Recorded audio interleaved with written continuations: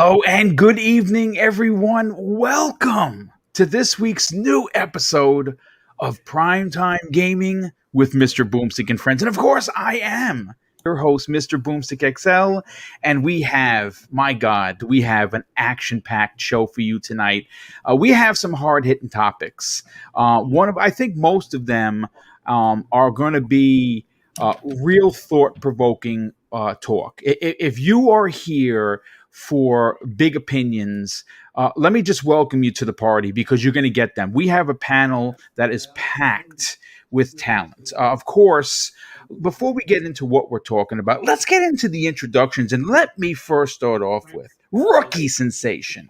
Guy that has actually run the gambit in the podcasting ring. I don't even know how he's still breathing. Please welcome Pong Soul. Boom. Awesome to be here. Hey, you know what? You make the call. I'm in AAA and the big leagues call. I get on that midnight flight from work and coming in hot from work, but I'm here. So great to be here once again. I appreciate the opportunity as always. Fantastic panel. You always are spot on with having the people ready and rock and rolling. Obviously, hey, Everborn, if we keep meeting like this, people are going to start talking, man. This is too close, brother. A couple days. So, but no, awesome to see everybody in the chat already. I know people are filing in, but thanks again. Let's get down to it because we do have some really big topics. Yeah, well, thank you so much for being here, of course, and definitely coming in hot. It was definitely great. Cybernox is not going to be with us tonight. He's actually preparing for something important that is happening tomorrow at work for him, and he will be returning into his seat next week. Of course, let's introduce next the man who is still looking for the perfect calzone, but knows a good cannoli or two, our very good brother, all the way from the sinking place known as Florida. Please welcome Clowns. What's going on, dude? Hey, what's going on, man? It's a pleasure being on the show as always, and you saw that white flag on my sinking ship while a gator was passing by. You're like, hey, come on the air, and here I am, boom. Well, listen, thankfully he didn't eat you and you are ready to rock and roll. I know that you're a big comic guy, you're a big Marvel guy, so we have the opening salvo for tonight's show is a drum that you've heard me bang before, but quite frankly, I'm not done. And I'm not going to stop talking about this until two things happen. One, Phil sends me an email, or better yet, calls me and says, boom, we are going to do a Marvel game, and guess what? You're one of the voice actors for it. That's when I stopped talking about it because at that point I made my mission to get it done. But let's continue with the introductions. Next up, the loudest man all the way from Canada, and I can hear him like he's right in my ear here in New Rochelle, New York. Please welcome the no snow having middle-aged gamer guy. Yeah, that's right. Good evening, Boom. Good evening, Chad panel. Pong Soul, nice to see you again, brother. And yes, that's right. In Canada, we have almost no snow. I can still see green grass poking out, and somehow the United States is getting pounded right now. Dude, we are getting 3 more storms in the next 6 days. I'm so excited. I can't even get my toboggan out of the garage. It's ridiculous. Anyways, I'm super happy to be here. We got some great topics tonight, so let's get right into it. Well, thank you so much. And next up, another gentleman from Florida making his way from the closet. Oh, by the way, please welcome sniper extraordinaire, Tempest Son. Boom. I'm back, and I feel like a proper podcaster. I'm actually at my PC right now. Excellent. Very good to know. The kids, they're the ones being hidden right now. I mean, they're still safe. They're still good, but, they're just not here. So, I can actually do this like a real podcaster. It feels foreign to me now, but we're here, and I'm ready to do it. Well, it's good to have you back, brother. Thanks so much for being here. And last and no way least, his computer decided to throw him a right hook, but he dodged it and sent his left hook into the computer's face. Please welcome the very talented and opinionated Everborn Saga. What's happening? What's happening? What's happening? Can we just give a shout out to PC gaming? I keep hearing people saying, "Oh, it's so simple," and then you have things like this go wrong. But that's neither here nor there. Listen, the PCMR, and of course our brother, Enrique from the Basement Radio And slow-mo. podcast. Yeah, and slow-mo, and of course Gaming Forte. There's plenty of them that they're all out there. They're undercover PC master racers. There's no doubt about it. Me, I was actually told by someone that I don't count as part of the PC master race because mine is pre-built. Oh, listen, I'm on a pre-built Alienware because that was the only way I could get the 3080. But I did add like 64 more gigs of memory and another solid state. So I don't know if that gets me one foot in the door.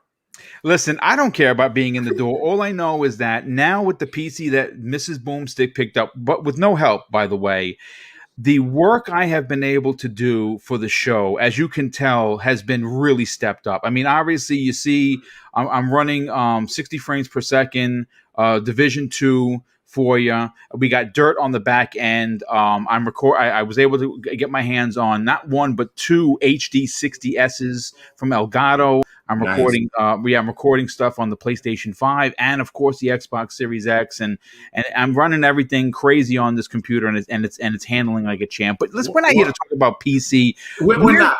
I do want to say this: what you're playing right now. Like when we get off of this show, I'm gonna go put on a Division 2.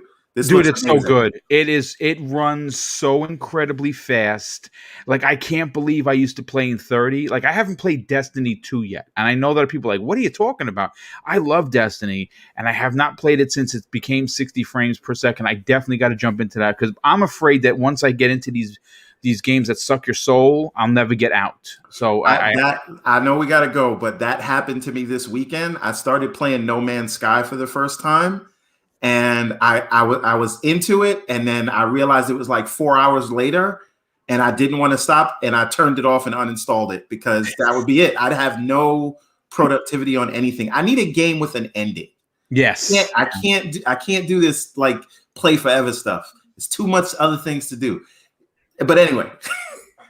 Well, listen, it says here, let's see, somebody has a TV on in the background, and that, yes, if anyone has a TV going on in the background, I think we're getting a little bit of an echo. So if you have it on, just kind of lower it if you wouldn't mind.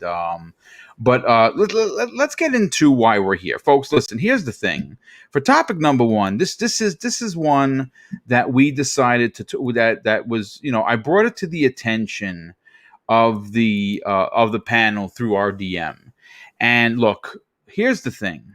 The MCU is hitting on all cylinders. And of course, I'm talking about the Marvel Cinematic Universe. Now, you might be saying to yourself, well, wait a second, Boom, this is a video game show. Yeah, we're going to get there. So just hold on.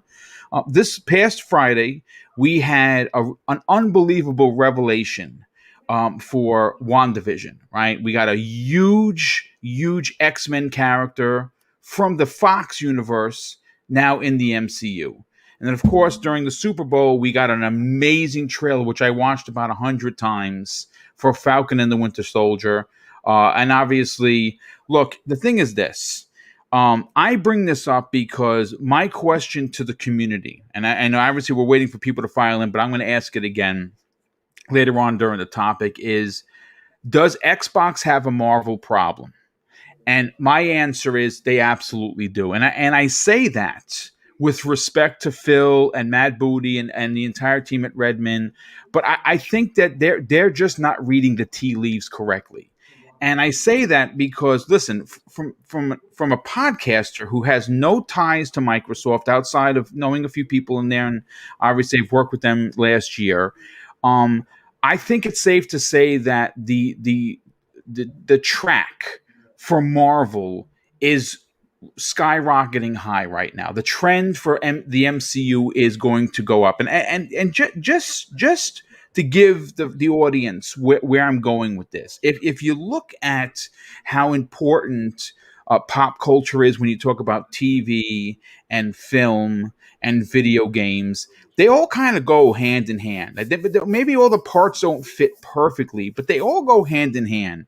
And when you talk about Marvel, they've Kevin Feige run Marvel, okay?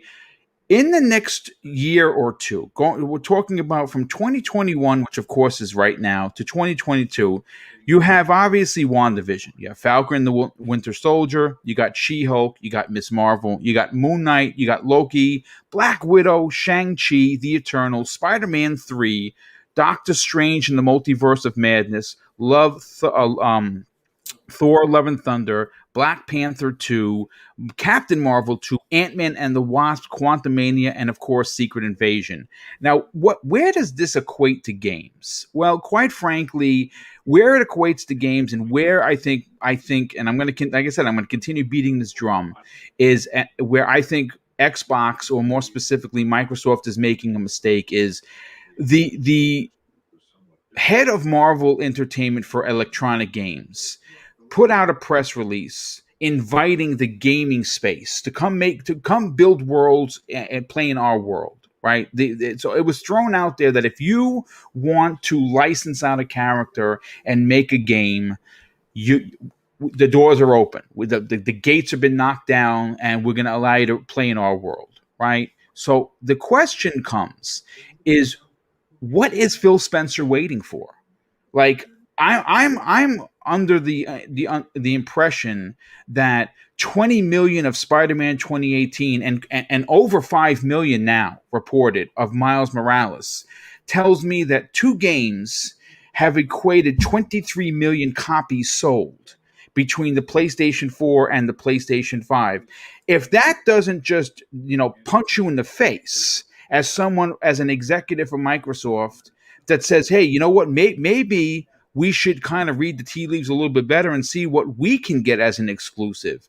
Maybe we can have a Captain America game, a Black Panther game, a Punisher game. Hell, go crazy and use the X in Xbox to get an X-Men game going. I don't know. But you know what? I'm interested to hear what the panel has to say, but I'm also interested to hear what the chat has to say. And I want to start with Mag on this one, because Mag, you were the loudest on this, and that's not a surprise. The question quite simply is, does Xbox have a Marvel problem? You know what it is? Besides the obvious 3, the big 3, right? You've got, the Halo, Gears, Forza situation. And we know that Master Chief has kind of been out of the... besides the new game coming, he's been sort of out of the spotlight for a while, and he kind of lost, the face of Xbox. What they could use is another face for Xbox. I'm not saying replace the Master Chief as, the mascot of the brand, but we could use another one. Because if you look on the opposite side of the pond, you've got Sony over there, and it's not just Kratos, and it's not just, what's his name, Nathan Drake. Okay, it's also Spider-Man. Because yes, when you look at Kratos' face, okay, that angry bearded face, the first thing you think of is PlayStation. When you see Nathan Drake, the first thing you think is PlayStation. And now what they've done is they've marketed everything around Spider-Man from PS3 and on. You remember I remember it said PlayStation 3 on the actual console. Yes, it was written in the same font as the Sam Raimi Spider-Man. Yes. Right? Mm-hmm. Okay, so they were already branding it. So now when you see Spider-Man, the first bloody thing you think of is PlayStation. What I think they need to do is I think they need to get someone like, well, maybe not Bethesda. I don't know how busy they are. One of those studios, because they got a whole lot of studios and maybe some new ones coming. I think that what they need to do, this is my personal opinion, and I'm surprised you didn't say this on the list, Boom. I'm a little disappointed, actually. I want Blade. Yes. I want Blade. I want an M-rated for mature, Blade game. And I want it to be a semi-open world action adventure. Very excellent story. Try to use Mahershala Ali because, that movie's coming out in the next, let's say 2 or 3 years, right? Because they didn't announce it for 2021 or 2022. And apparently, from what I heard, I was just watching Kevin Smith on YouTube. They just got a writer for it about 2 weeks ago. Yeah, it's a female writer. She's done some pretty big things. She's done some big things. She's even won an Emmy Award. So she's done some major work. So now she's going to be working on the new Blade film. So we're talking about 2023 and beyond. And we all know that games do not happen overnight, folks. We all know this. So it's going to be at least a 3-year development cycle. Okay. Unless, of course, they're using assets from something else. But however, Blade, not just being the character that he was, he also had that cool ass car. Okay, so you can use that to traverse very much like Cyberpunk or something. You know what I mean? And like go around in a semi-open world, a city or something, going to underground vampire clubs and taking out dudes and chicks and whatever. Vampires, killing vampires, the Daywalkers on the loose on the Xbox. I think that would be a great move. And you know what? Maybe kind of fashion it after that game Sleeping Dogs. You remember that game Sleeping Dogs? Oh my God, so good, dude. Okay, so good. Yes, so that was like it wasn't like a complete open world, but man, it kept the narrative and the action moving forward in such a great way that I got that game on Games with Gold for free. Okay, and I didn't barely even knew about it. I'm like, all right, what's the Sleeping Dogs about? When I started playing it, I couldn't stop. Yeah. The story was good. The gameplay loop was excellent. It wasn't like the best, technical game ever, but I mean, it was really, really good. If you can make a solid Blade game with one of their studios, and the thing is, people are saying, oh, well, but not marketing, being able to get the licenses and all this stuff. They just got Indiana Jones. Yeah. That's a huge name. So if they were able to snag the Indiana Jones, well, it wasn't them, it was Bethesda, but still the point is they got the Indiana Jones name. What would stop? What do you think? Disney's not afraid of money, okay? If there's money to be made, they're going to make those deals. And you see what they're doing right now with the Star Wars franchise as they're branching it out now to different developers apart from EA. EA will still make games, but now they're branching that out. They've got Indiana Jones coming on the loose, hot on the heels of an Indiana Jones film coming out next year. Right. So now you've got a Blade film coming out in about, let's say, 2 or 3 years down the road. Then why not put out a Blade game on the Xbox? That is my call. And I don't know. We'll see. My fear is that if you go with some of those other superhero characters, like let's say She-Hulk or anything like that, then you're going to start getting into that dangerous Avengers game territory where you're going to be kind of limited as to what you're going to do. Like you can't have like an open world, story with She-Hulk. You could, where she could be like herself and then all of a sudden transform or whatever, but it's still going to go back to those Avengers game tropes.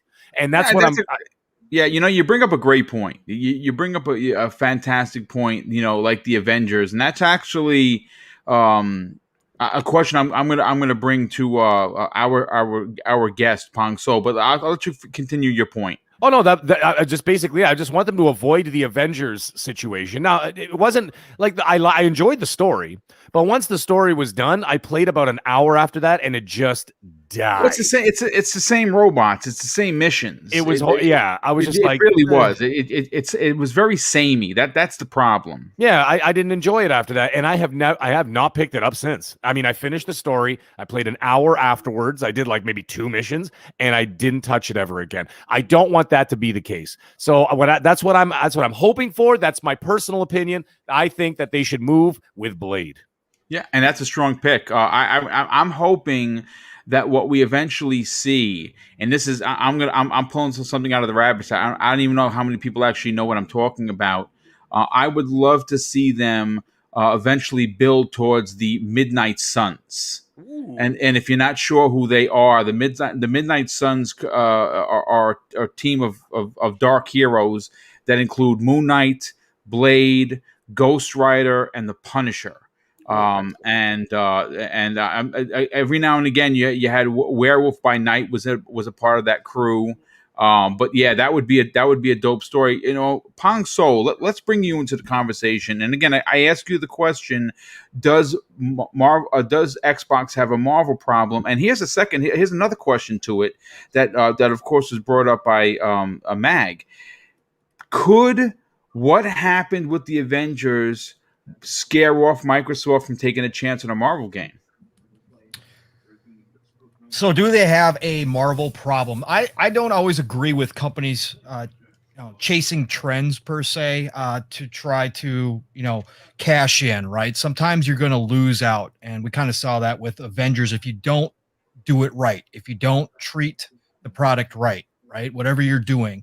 So I think it would be very important that they have a full game plan, first of all, as far as what team is going to do it, what style it's going to be, and then go ahead and try to fit the pieces in and say, okay, what characters are we going to bring in? Let me say this.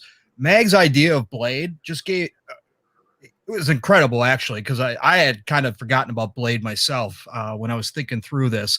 But can you imagine if they actually did approach Marvel to obtain the rights to produce a game for Blade, and then they went out and got Itagaki to do a Ninja Gaiden style Blade. Wow. Yes. Now you're talking. That would absolutely be unbelievable to pull that off. Again, wishful thinking, we're dreaming here, whatever. But I just thought, as soon as Meg started talking about Blade, I'm like, who would do that? And I just thought a Ninja Gaiden style against vampires. Oh my God. Yeah. That would be a fantastic, phenomenal type of game. But anyways, to go back to the point, I don't think that Avengers would scare off Microsoft per se. I think Microsoft would look at what happened to Avengers and realize the mistakes that were made, because everybody that's played Avengers almost to a T agrees that the underlying game, the base of the game, it is good, right? I don't see too many people saying that it's absolute, crap. I mean, there's not too many people that just say that. What people have a problem with is the lack of content and the lack of end game, and what are you going to do afterwards? And of course, the customization, the lack of customization when you are obtaining new armor, which is a big part of looters, right? So those problems are out in the open, and I think that anybody who is going to do this, and if it was going to be Microsoft that were going to take a chance on doing a game, let's say they took the X-Men, right, and they turned that into an Avengers style open world looter, games of service, whatever you want to call them at this point, a combination of all of them. I think that they would have learned from that. They could see what the problems were, and they could definitely make sure that it was going to be a robust experience when it actually launched versus what we got in Avengers, right? So I think those mistakes are easily corrected going forward from anybody else who decides to do something like that. I do still believe, though, to my original point, you have to have the correct team, right? And you have to make sure that the plan is in place and that this team is on board fully and that they have the right chops to get the job done. And again, we know that Microsoft, if the ZeniMax deal goes through, which we all assume it will have lots of teams to work with here, but we don't know what they all already have in the works and where are you going to get the manpower to do this. We just heard today that Bethesda might have a Planet of the Apes game also somewhere in there. Crazy, man. I know, it's insane. Bethesda has, I think, 4 or 5 teams. People don't understand how big of a studio they actually are. Right. And then we get Indiana Jones surprise, and then out of the blue, a rumor pops up of Planet of the Apes. Really? I mean, this is kind of crazy. So I think that if they could find the right devs to put together a game in the Marvel universe, I absolutely do believe they should go for it. Do I think it's a huge problem not to have one? No, I don't think it's a huge problem. Is it something that's big right now? And Marvel and DC and the whole comic book in general seem to have more legs than a centipede. So I think this is going to be a trend that continues. Obviously, Disney Plus with WandaVision and all these shows coming out shows that people are maintaining that interest level. So I think it definitely could be a big hit that they could have on their hands if they decided to go that way. So I think it's definitely something they should investigate and look into and find out what it would take. And obviously, the universe itself is vast. So you have a ton of options and different ways you could go and characters you could pull from to make that happen. It doesn't necessarily have to be the high profile characters. Now, if you want to go up against somebody like Superman, I'm just going to throw out, I know we're talking about MCU, but if you wanted to really go toe to toe here, Warner Brothers, I still think is out there in the deals. And if you could secure the DC licenses and make that work to bring in Batman and all the DC characters, I think you could go toe to toe with anybody at that point. So, but yes, to answer your question, I think that Microsoft should look into it. I think it's something that could be marketed very well, like Mag was talking about, to have not necessarily like a mascot of all of Xbox, but to have that association with a superhero or superheroes with Xbox would do nothing but help the brand for sure. Yeah, I mean, listen, recognizable heroes sell. And I'm not saying that I want... See, that's the thing that you get into. Like, a lot of people are going to be questioning, well, wait a second, Boom. Well, they don't have to copy, Sony's, success. They're successful in their own right. And I would agree with that. I'm not saying that they should. I'm saying that right now, Spider-Man is a Marvel character, right? He's not a Sony character. Sure, they own the rights to the films, but Spider-Man not only is the most recognizable hero between any universe, whether that's DC, Image, you throw your favorite comic brand in there. You know what I'm saying? Spider-Man is the face of Marvel. That's a done deal. That's a deal that they figured out and they worked it out. But it would be pretty cool if Microsoft could put a Punisher game by, like, say, the Coalition into the equation. You know what I'm saying? It's just, I'm not saying they should be samey. I'm saying that they're leaving money on the table of potentially getting a character to be looked upon as, oh, that's an Xbox dude right there. And that's just, I mean, that again, that's just my take on it. Let's get Clowns. Clowns, you are a big comic guy, and obviously the numbers don't lie. A lot of people wanted to dump on Miles Morales because it didn't sell as well as Spider-Man. Well, you know what? It didn't, and I don't think anyone really expected it to. 5 million, which is what it's been about, since the holiday. A total of 5 million sold across the PlayStation 4, PlayStation 5. Not too shabby, to be honest with you. But when you look at, again, we have to look at the bigger picture of things. Spider-Man, and I'm only saying 20, right? I mean, for all I know, Spider-Man could be 23 million at this point, which it probably is. But let's just say for shits and giggles, it's 20, right?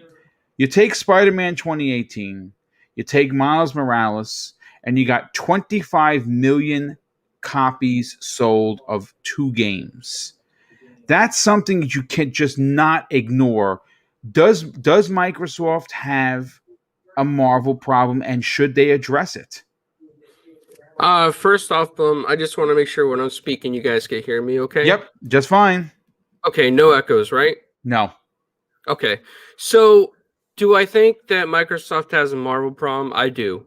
I absolutely do. I think the problem is that they don't have any bangers for a Marvel game. We get like the games that we do have from Marvel, Marvel's Avengers, I mean, which was fun for me. It really didn't catch on with the masses. So yes, it needs something like PlayStation has a Spider-Man to fulfill that comic fan need. There's so many different characters that they could go for or make a deal for. You remember back on the 360, the Captain America game? That was really fun. Really good, yes. So why not make a deal with a character for like Captain America or even the Hulk like they had on 360? I mean, it's not. Well, they had, if you remember, they had Hulk Ultimate Destruction on the OG Xbox. That was amazing. Yeah. And they could do it all over again. They just need to get in the right conversation with Disney and Marvel. They need to say, hey, listen, we understand maybe Spider-Man might be off limits because Sony and the movies and the Marvel Cinematic Universe and whatnot, whatever you guys do with that. Hey, but there's characters that we could do something for on the Xbox. And even if we don't take, let's say, a superhero from Marvel, right? Let's take a super villain. Let's get a Venom. Let's get a Carnage. Let's get a Juggernaut. I mean, there's so many opportunities that is just being missed, and it just seems like Microsoft has no interest in pursuing this avenue. And what everyone refers to is, oh, Marvel's Avengers really didn't do well. They didn't make the production cost. But don't talk about Marvel's Avengers. Talk about all the other characters. Comic books are just not the Avengers and just Spider-Man. There is so many in the Marvel library that they could bring out and do something with. I mean, it's unbelievable. How about some more Iron Man? Huh? How about some more Iron Man? Iron Man's another great character they could use. Yeah. Black Panther's really popular. Why not do a Black Panther game? Just go for it. Go for it, Xbox. Do it. Yeah, make it happen. It will sell. Yeah, no, there's no doubt about it. If they could lock in like a Captain America game and, of course, incorporate the Winter Soldier, incorporate Falcon, and a few other, of his bad guys like Taskmaster and many others, it could be something special. I would like to see them. And again, I mean, we're just spitballing here, folks. I mean, obviously, Xbox has a lot going on. I mean, a real lot. I mean, we're hearing now, and we're not going to talk about it on this show. We're going to talk about it on Thursday's Xbox Factor podcast, where they're hiring for an unannounced second Halo project, which I believe is going to be ODST 2 with Buck. So, I mean, again, just we're going to talk about it on Thursday in full detail.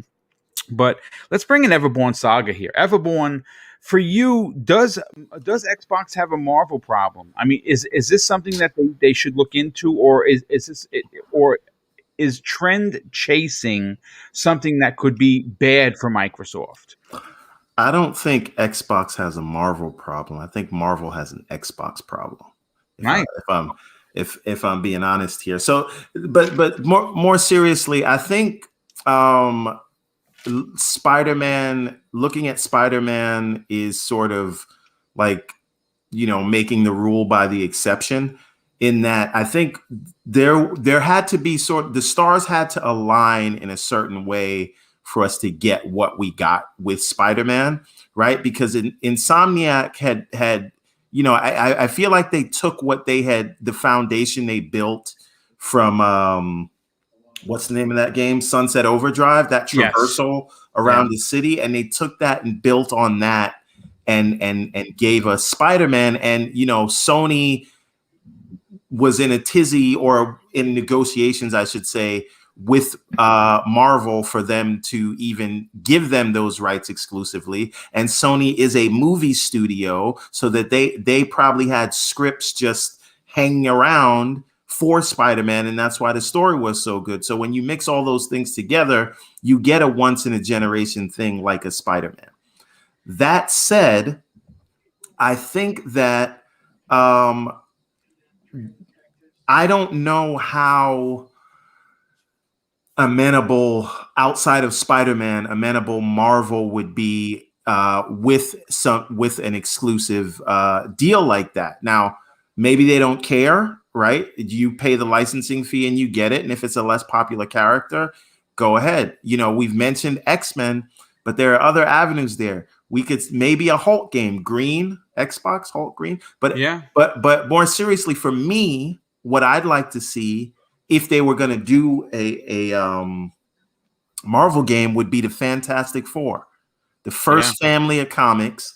And I'd like to see them do it in a way like Gotham Knights is going to be. You know what I mean? The whole team is out there in an open world, so to speak, and they use their powers together to get across whatever a current situation is.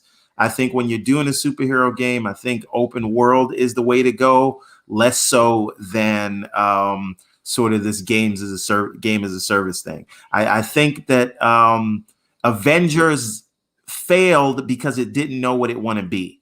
What it wanted to be, strong right? point. Yeah, it was it a story-based game? A little bit.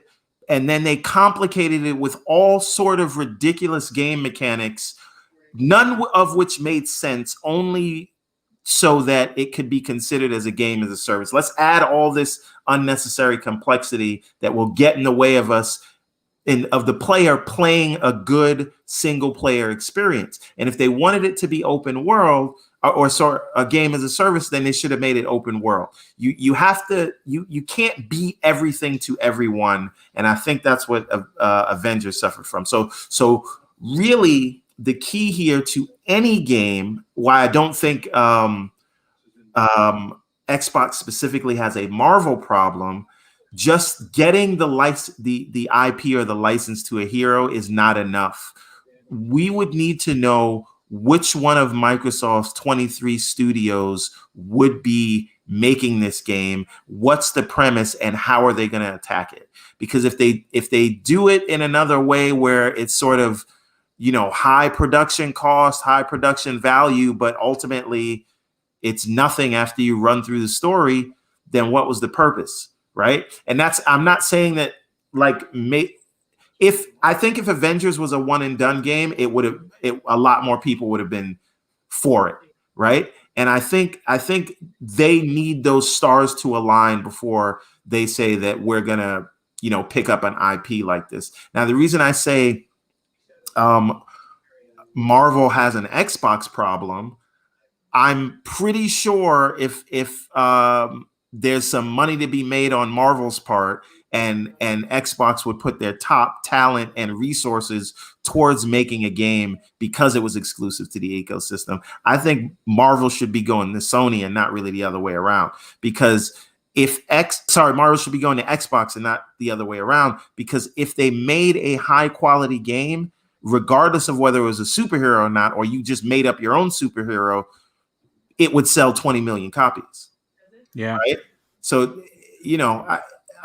but in Fantasyland, I want Fantastic Four. I mean, that's a good. I mean, that's a strong pick. Real quick, got to thank two people. Well, I got to thank Black Eye Dog with the outstanding $5 super sticker. He's one of the generous friends of the show. Thank you so much for that. I want to just shout out Mike Lowry. He says this in the chat. Even outside of Marvel and DC, there's there's other great comic and movie IPs out there. Nickelodeon is fumbling with the Teenage Mutant Ninja Turtles right now. Why not let Ninja Theory develop an open world Teenage Mutant Ninja Turtles game? Dan, that would be dope, dude. Okay, but how about this? What if we just brought back a Thundercats game? Not like the new Thundercats cartoon. Yeah, the OG stuff. Yeah. The OG. Joe, my wife would play that because she's a huge Thundercats fan. Yeah, listen, again, this is just fun. This is just like we're just starting raking the coals to get this barbecue started. But you know what? Let's get Tempest on. Tempest, you're a fan of obviously a lot of things. Gundam being one of them for sure, but. I mean, does Microsoft have or Xbox have a Marvel problem? Is this an avenue that the first party IPs need, or should they just simply work with what they have? So I don't necessarily think Xbox has a Marvel problem. I think the games industry as a whole has a Marvel problem, or more just a problem of there's so many studios out there, but when you would really break it down, there's probably not as many big studios that could handle a huge IP like this as you think, right? And if there is a big studio, a lot of them really do just want to make their own stuff. And we see that time and time again. So one, games are so much different than movies, they take so much longer. A lot of times they don't take near as much money, but they take a long time to make. And that's what we're running into right now with Microsoft. Up until 2018, Microsoft really didn't have first party studios. They had like 5, I think, right? And that's it. So they had nothing. Now all of a sudden they have 23, which is ridiculous. And the biggest rumor, I don't even think it's a rumor at this point, they're going to have more. And most of these teams have most of these studios have multiple teams, right? So I guess where I'm going with this is just it's going to take proper planning and proper time to do this. The reason why the old school, I'm talking back in the 90s, early 2000s, licensed games, of properties sucked. I mean, one thing you could count on, a video game movie would suck and a game based off of a movie would suck. They went hand in hand. They would both suck. And I think the reason why is because they would try to make a game based off of a movie. They would try to follow the story loosely, but they'd follow the story, but they'd turn them out super quick, right? And that's the problem, is they would do these games so fast just to get it out there and try to make some money. Well, really the only one doing it right now is, the Marvel game on the Switch. And, you look at that game and I can see why they made it pretty quickly, because it's a Switch game. They just... I don't think they take as long to make because there's not as much texturing. There's not as much going into it to make sure it looks fantastic. And the actual Avengers game, which was a failure, and everybody covered why that didn't work. I think that was just way too much studio interference saying, no, it's got to be this, got to be this. But then you do have the successful one, which is Spider-Man. And at the time, that was a second party deal. It's now a first party thing. But when they did it, it was a second party thing. So I think the stars just aligned perfectly, and they got that game done. So, where do we go from here? Microsoft would literally have to build a studio, like a go do this, go do that studio, right? just make a studio like they turned Black Tusk into the Coalition. A lot of people want them to do different things. I want a Punisher game made by the Coalition is what I want. But who knows? The people that signed up to be a part of the Coalition know they're working on Gears games, right? 343 was named 343 for a reason. They're going to be making Halo games, right? Right. So I just feel like they'd almost have to add an additional team to one of their studios and then tell them, hey, you need to make this Blade game or whatever, right? Or they would, have to probably make a separate team, which they could do. The way I see it is it seems like a lot of their studios are going to have multiple teams. So I don't know. You could go what I want really is like the Punisher game. I want a Punisher game more than anything. But you also then have to think about Microsoft likes diversifying their game portfolio. They like having different kinds of games. If you put a Punisher game in there, something of that effect, would that step on the toes of, say, Perfect Dark? Because Perfect Dark, she's a spy. She's going to have some, funky gameplay, gadgets. Who knows? That might be more in the third person, or at least partly third person. You don't know what they're going to do there. They're not going to want to do copycats of each other. You know what I'm saying? But Right. I mean, who knows? The biggest takeaway of what I'm trying to say is games take a really long time. If you want a decent game, unless you're freaks of nature and wizards like the Coalition that can honestly put together a AAA game in like 2 years, it seems like. Unless you're that, bare minimum, it seems like it takes 3 years.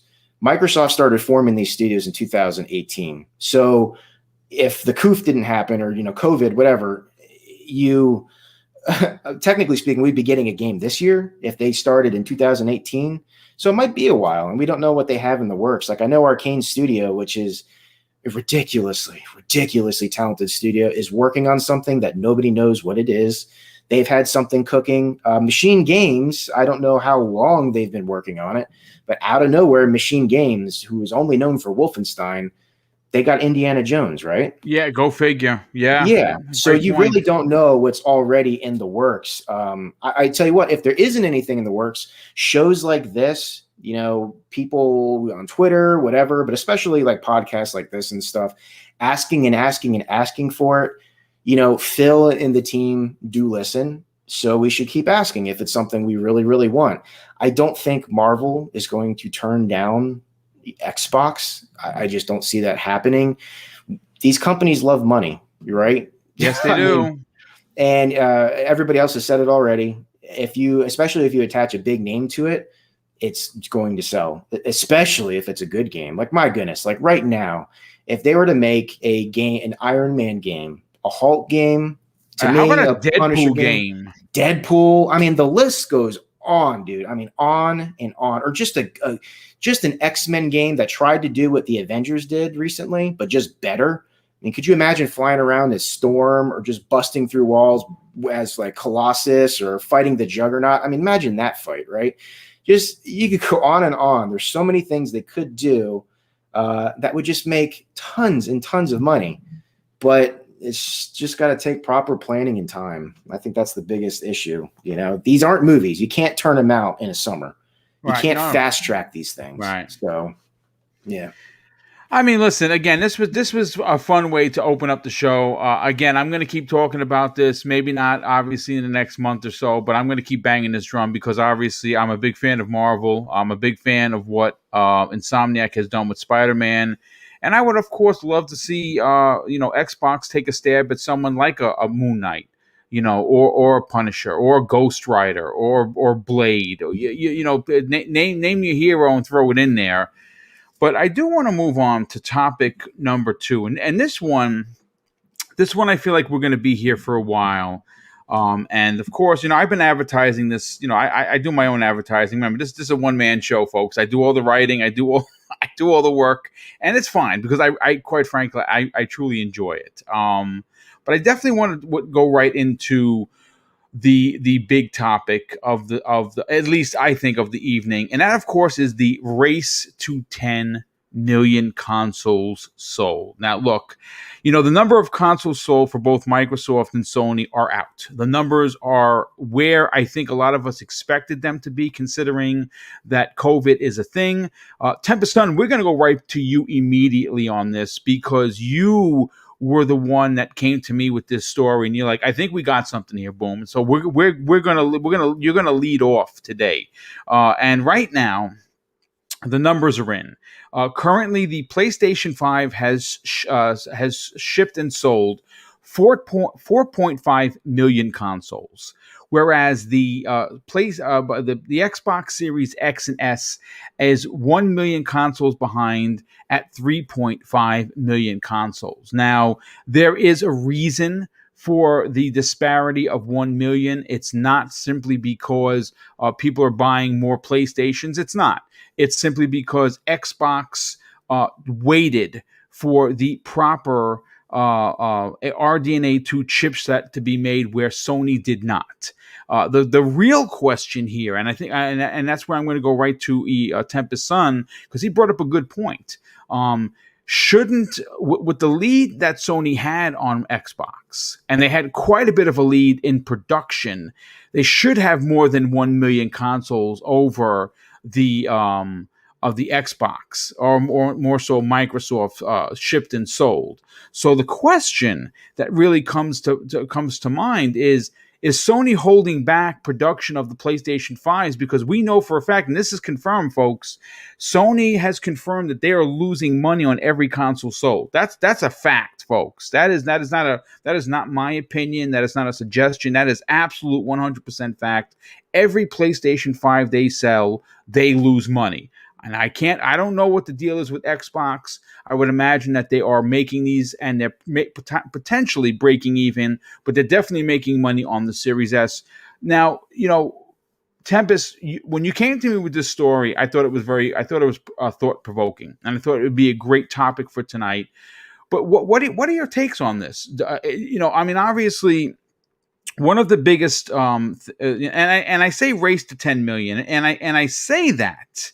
I say that because I pulled a story from my brothers at the Iron Lord podcast. They have a website called lordsofgaming.net.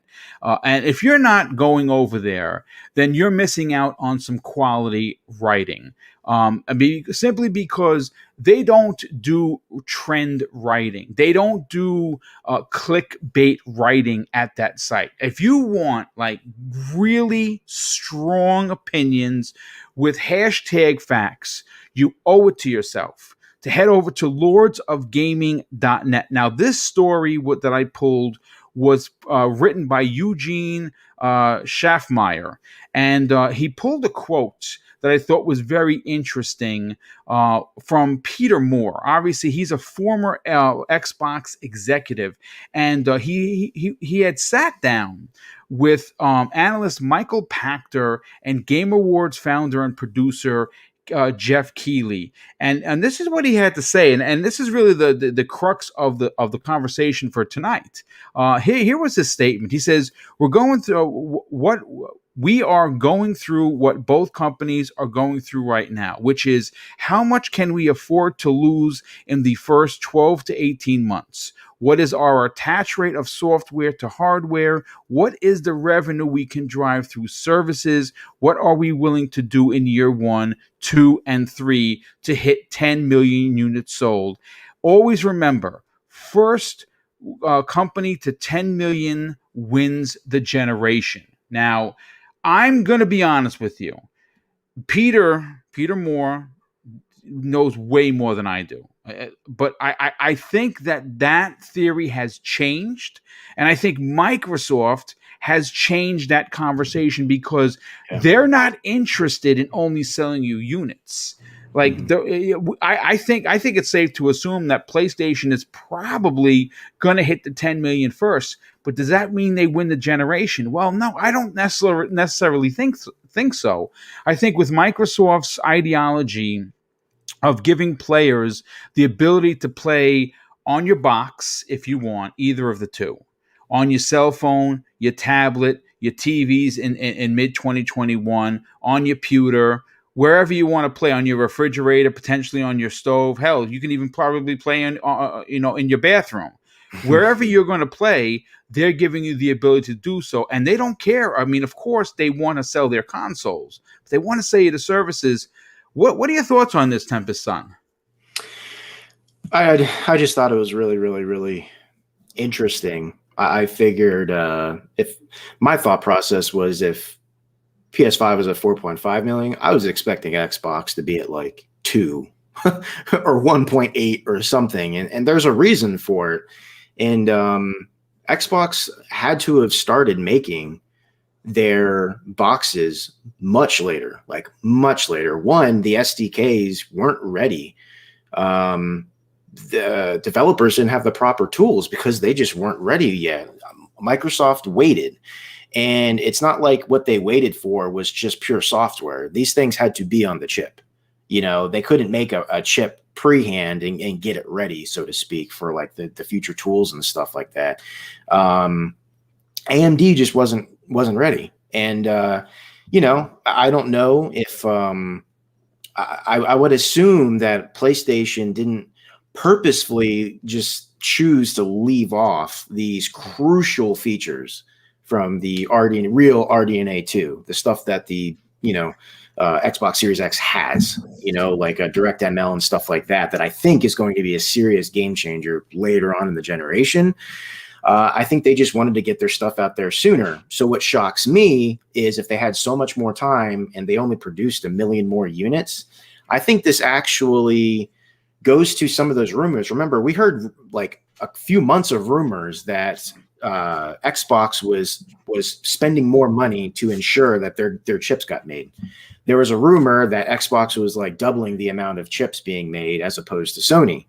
Lo and behold, we were all scratching our head when Sony had more consoles to sell at launch. Remember that? You're like, they had more the whole time. Well, now you find out why. It's because Xbox waited. So I think those rumors were actually, there was something true to that, and that Microsoft was just spending more to make sure they got the chips made. You are right about the first to 10 million. I don't think that means everything this time around. I think Microsoft has literally changed the game on that because they are just doing things differently this time. But what I will say is AMD has a shortage. They can't keep up with the demand. They simply cannot. They cannot, yeah. And if they have two companies in front of them and one's willing to spend more money, they are not going to give the company not spending as much money.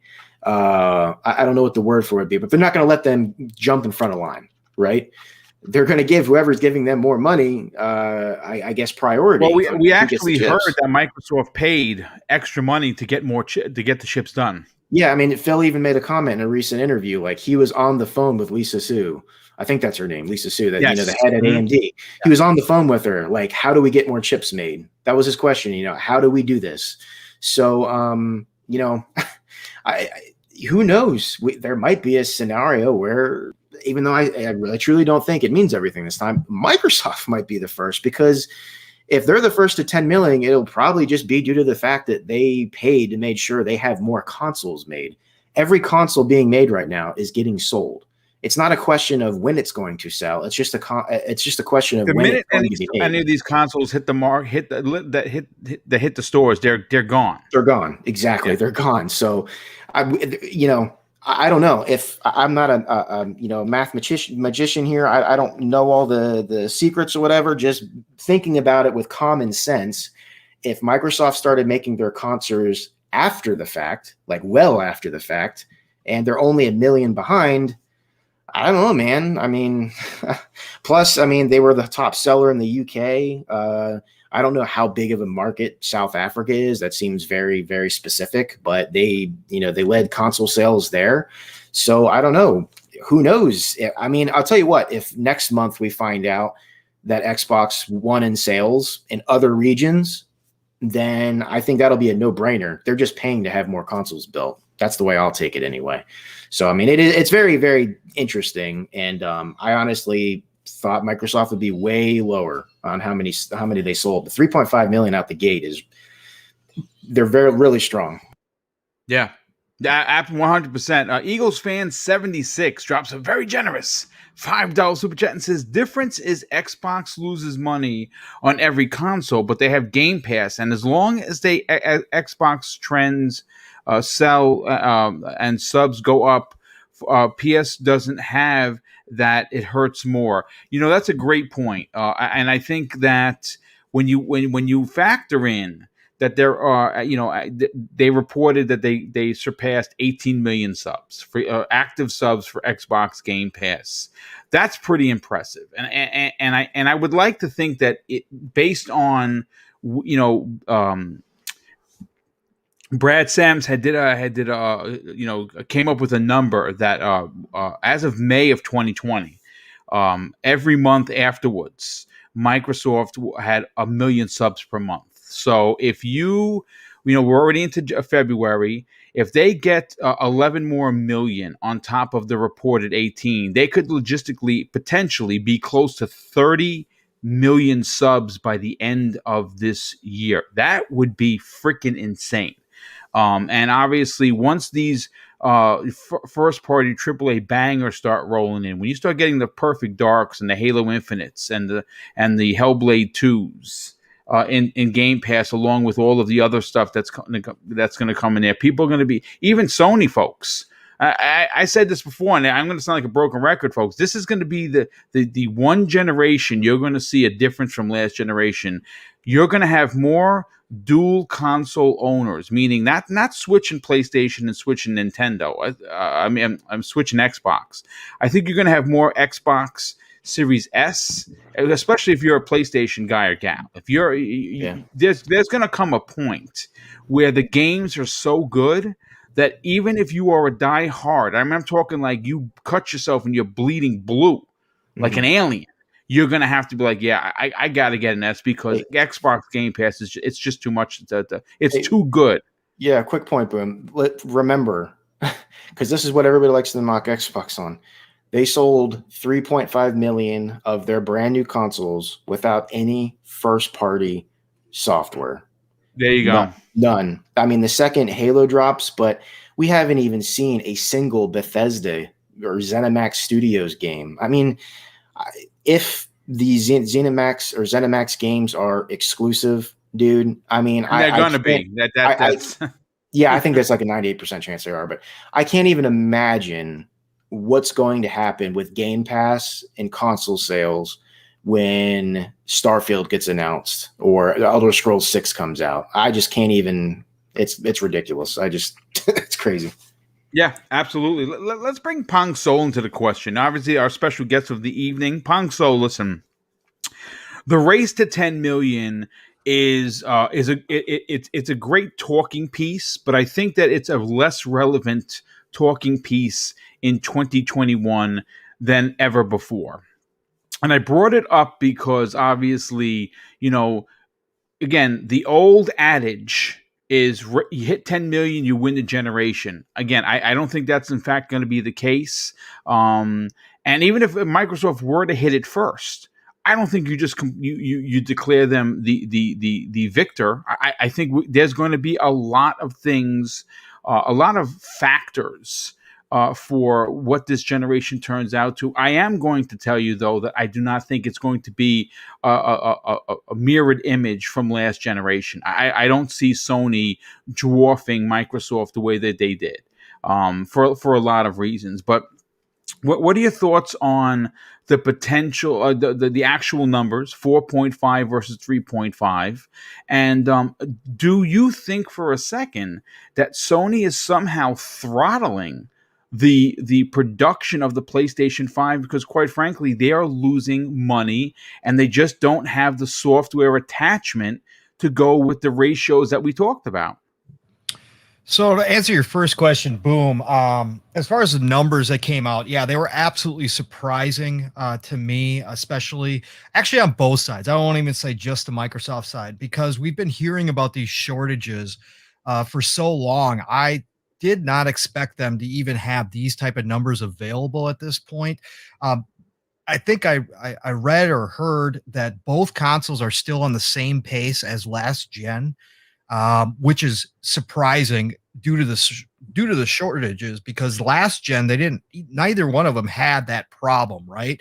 So that kind of shows you that even though they're saying the word shortage, in actuality, we just have more people this gen looking for consoles due to everything that's been going on in the world than ever before. And they know for a fact, had each one of them been able to put out, probably somewhere between probably close to 10 million, it'd probably all be gone by now if they could have actually produced that amount. So those numbers still indicate to me a healthy start to this generation, even if the companies themselves are disappointed because they have had this limited stock available for everybody.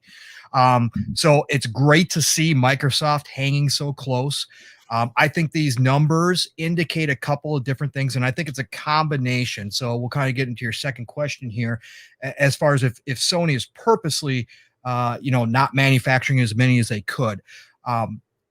In general, no, I don't believe Sony is doing that, right? I think the deal is here, it's a combination of, and we got to go back to September when Bloomberg put out that report stating that the bad SoC, yes, SoC chip. Yeah. Yes. Yeah. And I know Sony came out and denied it. And of course they're going to do that, right? And I know some people are in the camp that absolutely, of course, that wasn't an issue, but I'm a firm believer where there's smoke, there's sparks at least. We may not have a fire, but there's got to be some sparks, especially when you get a credible source like Bloomberg. Bloomberg does not put out clickbait articles. Okay. Bloomberg is not in the console war. They're a business. They are in the business industry of advising people of what's happening. So they went ahead and made this article probably with some very, very concrete evidence, at least, or trusted sources on their part that brought them this information, and they ran with it, right? So right there, that lends credibility to it. And then you've got both companies at the mercy of AMD right now. And AMD has been upfront and has admitted that they are having issues producing enough chips. So they are both at the mercy of AMD. Now, Microsoft has had these talks with AMD. They are a tight partnership with AMD. They worked on RDNA 2 directly with them in conjunction with DX12 Ultimate.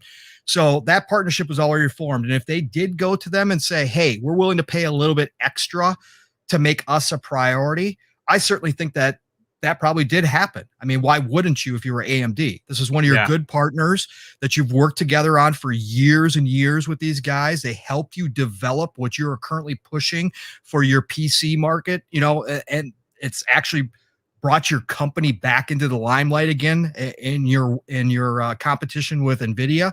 So I think it was a huge, that part of it is huge to the fact that Microsoft may have started late, but have gained on Sony since then, right? Yeah. So, and if you combine those, those couple different factors, and now Sony just came out at the beginning of this month, I think on February 3rd, and said they're having issues obtaining semiconductors and other components as well from their other partners that they are having help make the PlayStation 5.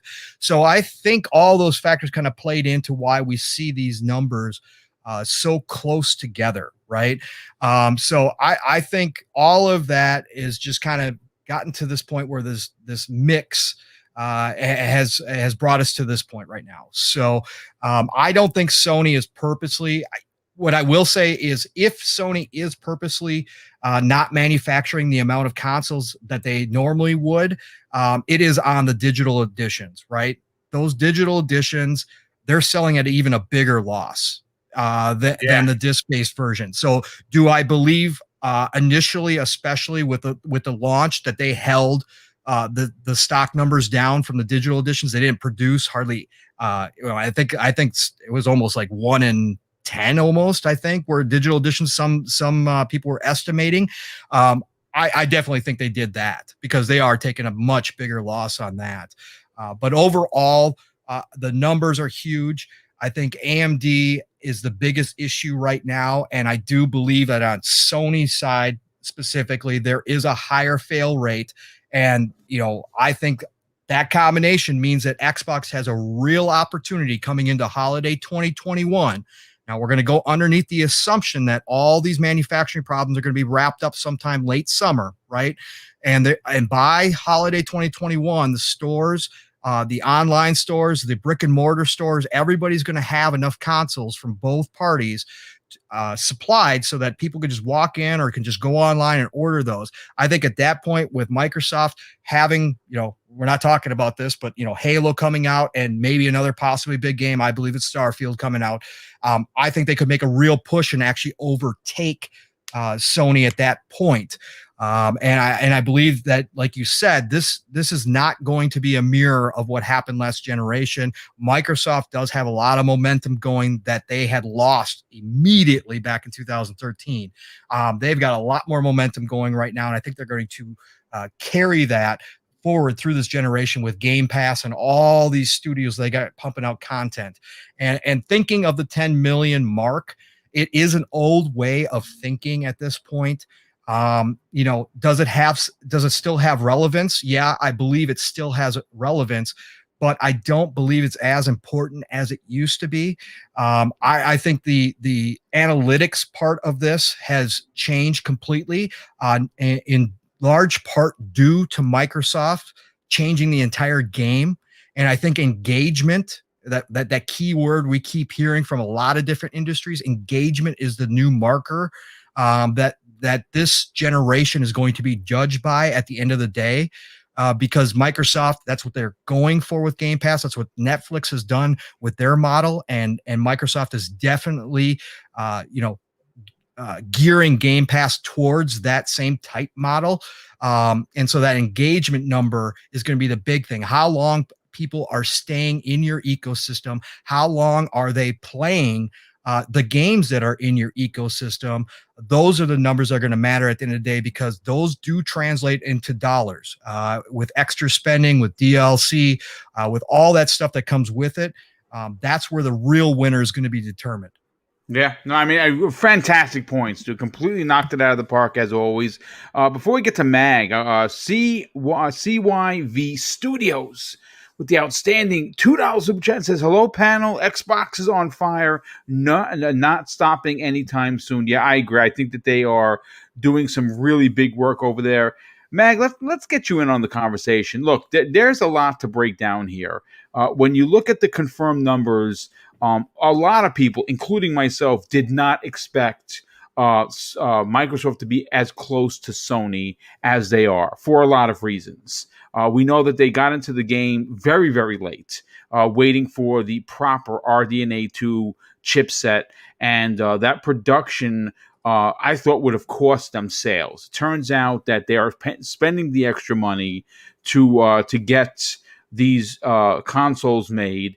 And again, it's not just Microsoft that are selling off the shelves. Every time Sony gets in, into the Targets and Walmarts, they're selling out too. But the difference right now is only 1 million. That's actually surprising, and it potentially raises a bigger question for Sony: is did that Bloomberg report actually, let us know that they're failing 1 out of 2 PS5s? Are their SoCs failing that high? I mean, that's crazy if they are, but it makes you wonder that, along with, of course, my initial opinion about are they throttling back on the production because they are losing money. Again, that's confirmed. What are your thoughts on this, dude?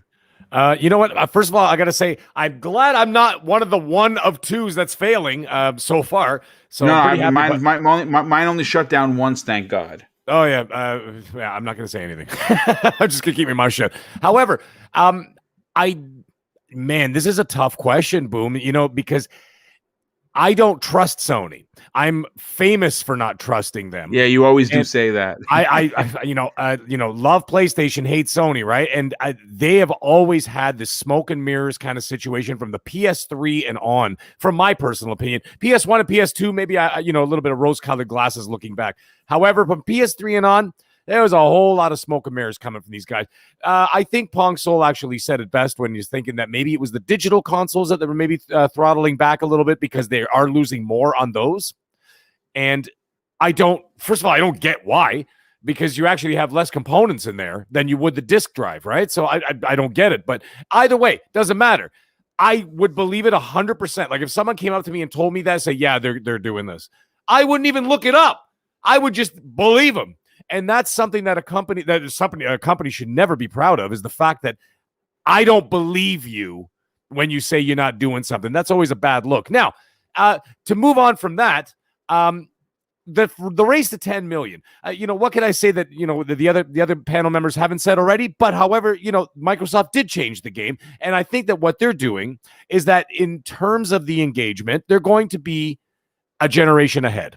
So what I'm saying by that is that I think that PlayStation is going to go the traditional route for the next 3 or 4 years. I would guess, like maybe let's say towards like the 3/4 mark of this generation, and then they're going to start turning and gearing it towards engagement and a subscription service, as opposed to the very traditional buy your console, buy your games, whether physical or digital, and move on from there. And from their point of view, the race to 10 million is incredibly important because they don't have the digital engagement like Microsoft does with Game Pass. And that's where Microsoft went off-road a couple of years ago when was it 2017 when they announced Game Pass, and they took it in that direction. So now when you give me a number, Boom, when you're saying, okay, well, the Xbox consoles are 1 million behind. By the way, I'm actually surprised that it's actually that low.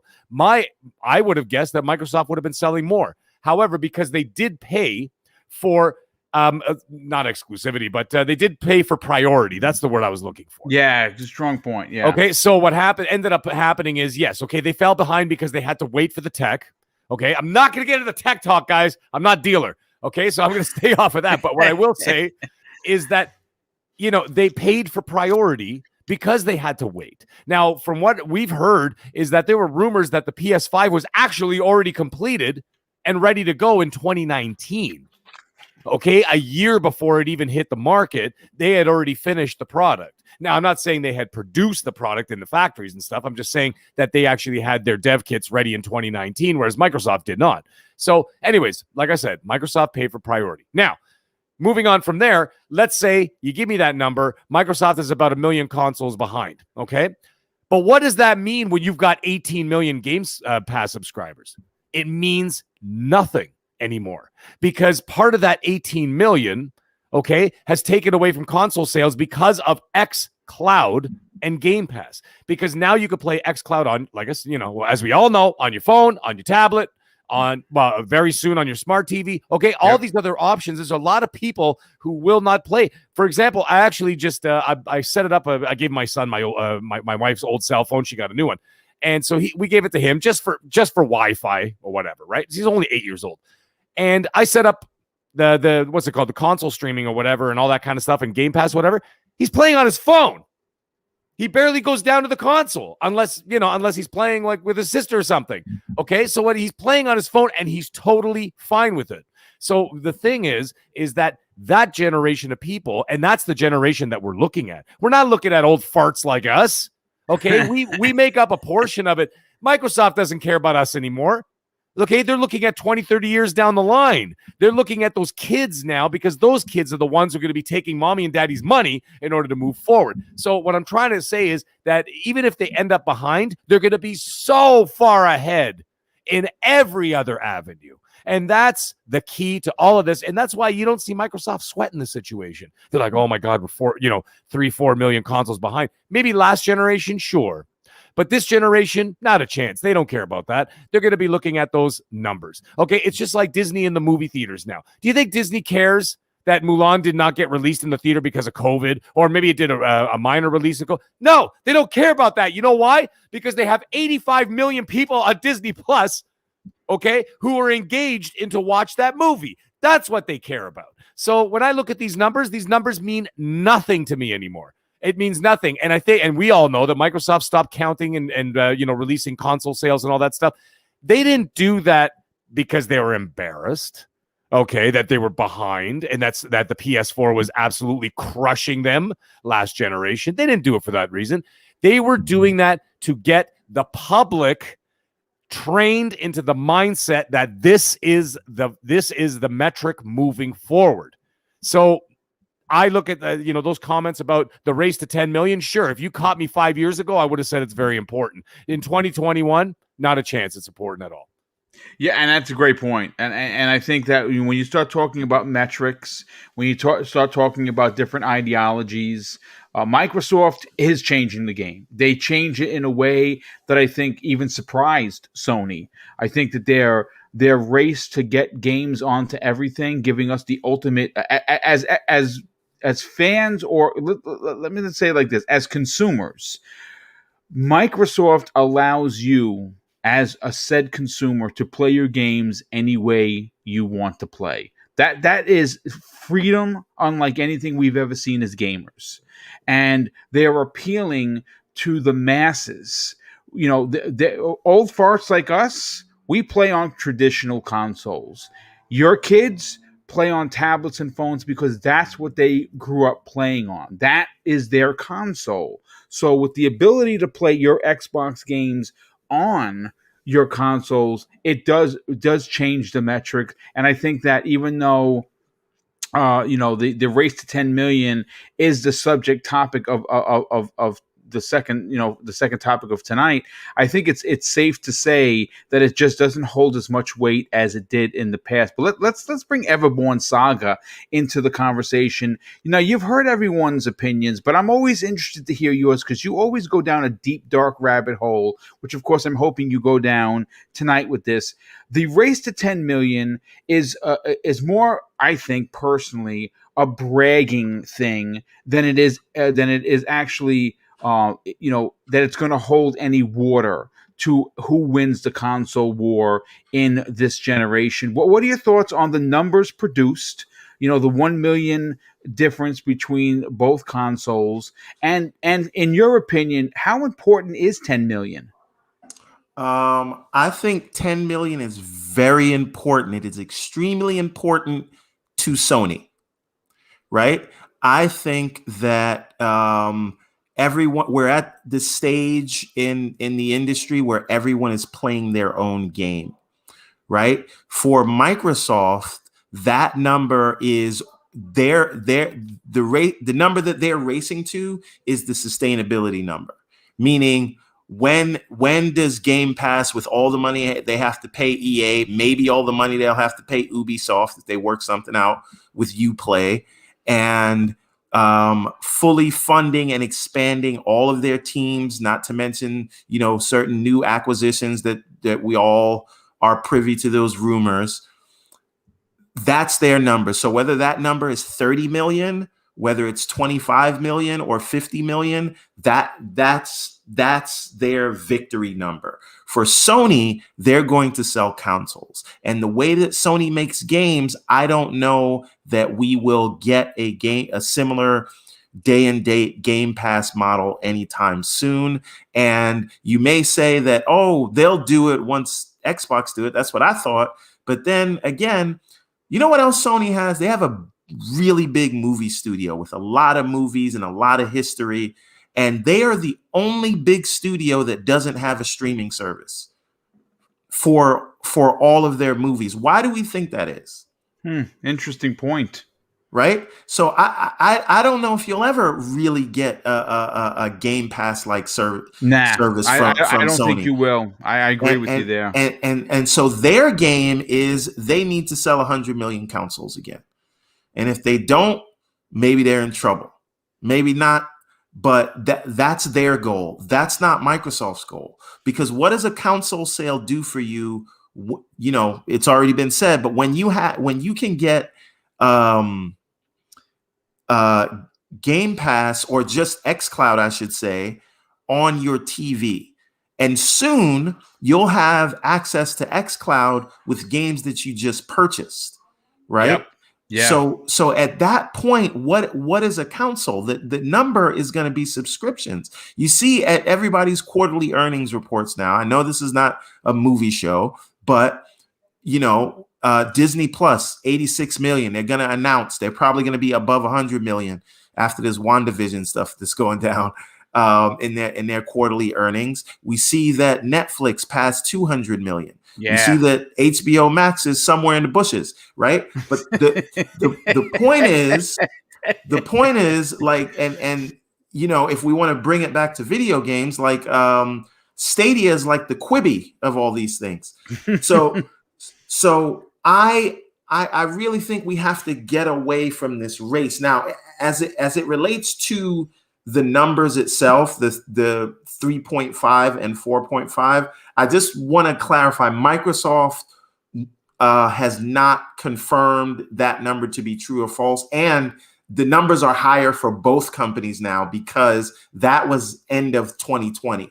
Correct. And that was we're the into December February 31st. now. Yes. So they could be, you know, I mean, we don't know what the constraints are with manufacturing, but you know, they could be at 4 and 5 million right now. But the thing is to know, I think that there is enough demand for both consoles right now from the hardcore for either of them to get to 10. It's just a matter of who can manufacture them first. Yeah. Right. So that number, I think both companies have done a really good job on the demand front. Obviously, they've been helped out by the global plague that's happening and the fact that we're all on house arrest. But I don't think that number is really relevant at all. And I think when this generation is all said and done, I think what we're going to have to look at is, like you said, the monthly active users. And guess what? A lot of people said, you know, Xbox got their ass handed to them last gen. They did. But something to keep in mind when you change that conversation and the metrics becomes how many monthly active users do you have on your service? I know that you remember the quarterly results from both Sony and Microsoft. Sony said that they had 114 monthly active users, right? 114 million monthly active users. Microsoft said that they have above 100 monthly active Xbox Live users. What does that tell you about how close and the two companies are? And when you change the metrics and you change the conversation, where the two companies are in terms of competition. And I think that is the indicator of why you see that it's so neck and neck. If Microsoft had 4.5 million consoles available, they still would be sold out. Now, what that number is to where either of those companies you'd begin to see them on the shelves, I don't know.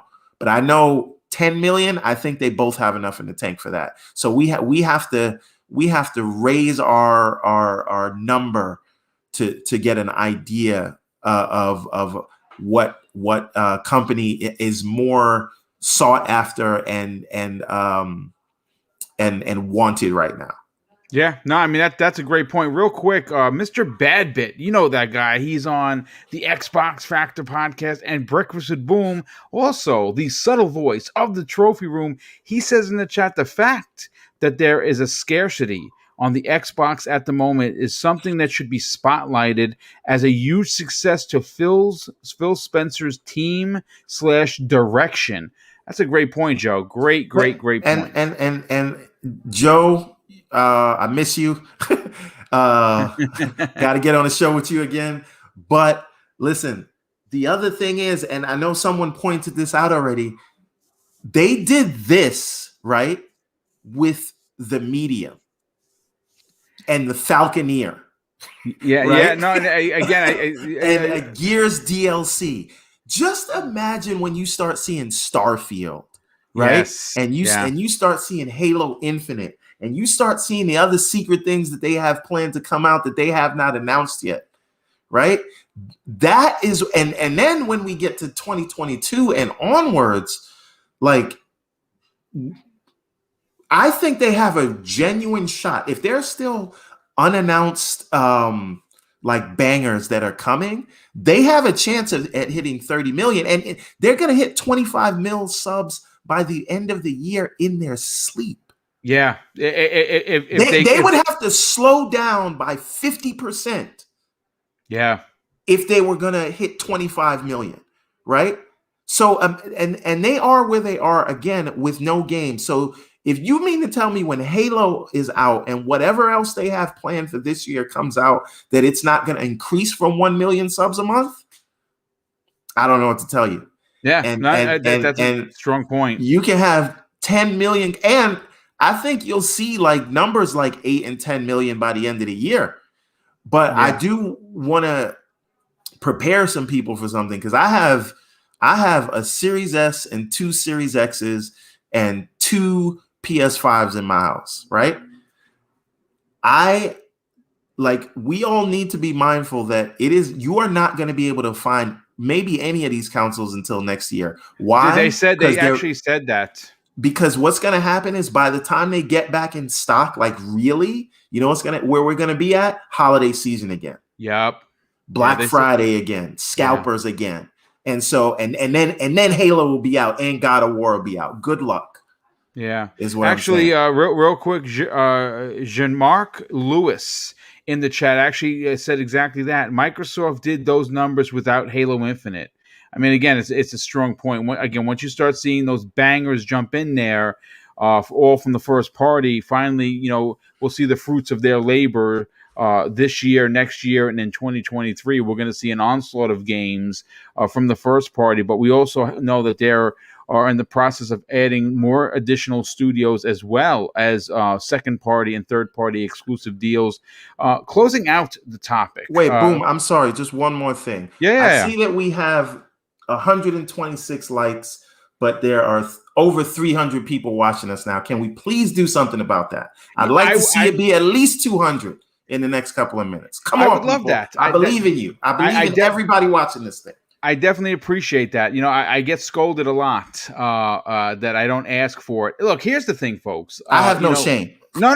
And you know something? Good on you for that, because I don't really have any shame either. The thing is this, folks. I don't expect super chats. All right, because that's money out of people's pockets. If I get them, I'm humbly grateful, no doubt about it. I always say that, and that is the truth. I don't ask to be patted on the ass for the work that I do. I don't, I'm producing 4 live shows, which is almost 8 hours of content per week. The production value behind it is at least double that, and now I'm doing videos. Last week I did 2. The week before I did 2. This week I opened up with 1. I got another one in the oven baking. Now, I'm not asking for the pat on the ass, but what I do ask is this. If you are enjoying the content, it does not hurt you at all to hit the thumbs up button. It really doesn't. And to make you sweat a little bit, I say share it on social media. Drop this into Twitter. Let people know that we're live. Let's try and get up to 500 every show. 500 live viewers every show, and if you are a fan or someone that just tunes in and you're not subbed, well, subbing doesn't cost you anything either. Subscribe to the channel. Let's try and get Double Barrel Gaming over 10K by the end of the year. We're close. We're at 7,400, folks. We're only 2,600 subs away. So if you're enjoying the content, throw me a bone. Hit the sub button and the thumbs up button. But clowns, let's get your opinion on this. The race to 10,000 is something everyone had amazing opinions on. For you, what does that relevance mean to Microsoft more than Sony at this point? Wow. I don't know what's left to be said. This panel has really killed this topic. The only thing that I say is this, right? I know that we hear this race to 10 million consoles and the race to sell the most consoles the quickest. And usually that's what sells the most software attachment rate, at least physically, right?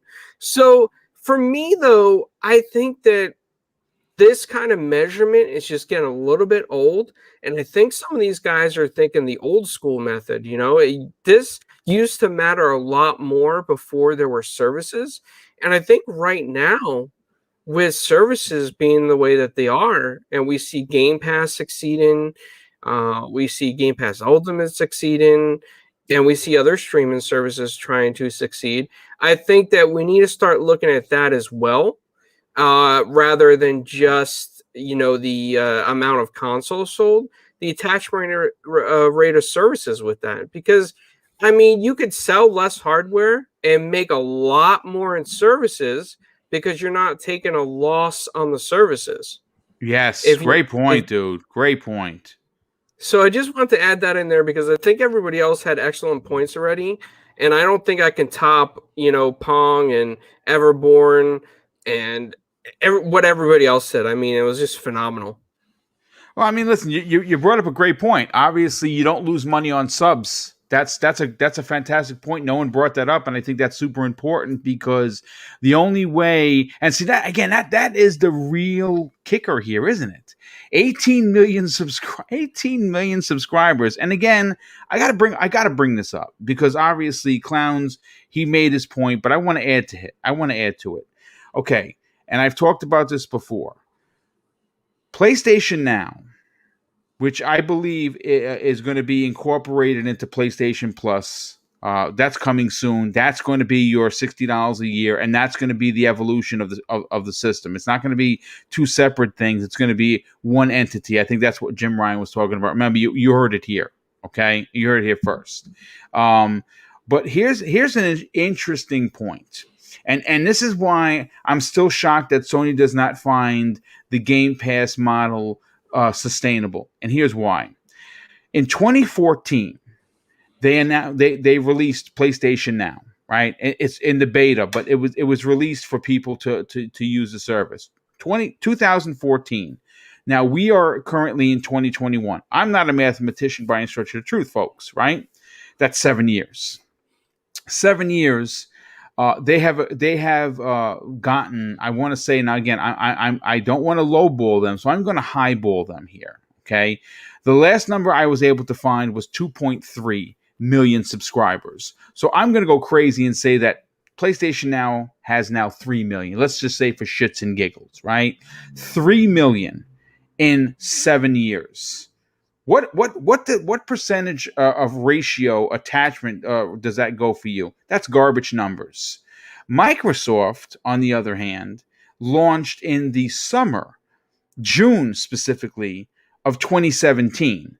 So in under 4 years, they have 18 million subscribers. Now that is a story in on itself, and I think that is going to prove a big hurdle for Sony to jump over if they don't make if they don't make changes, and they certainly don't make moves.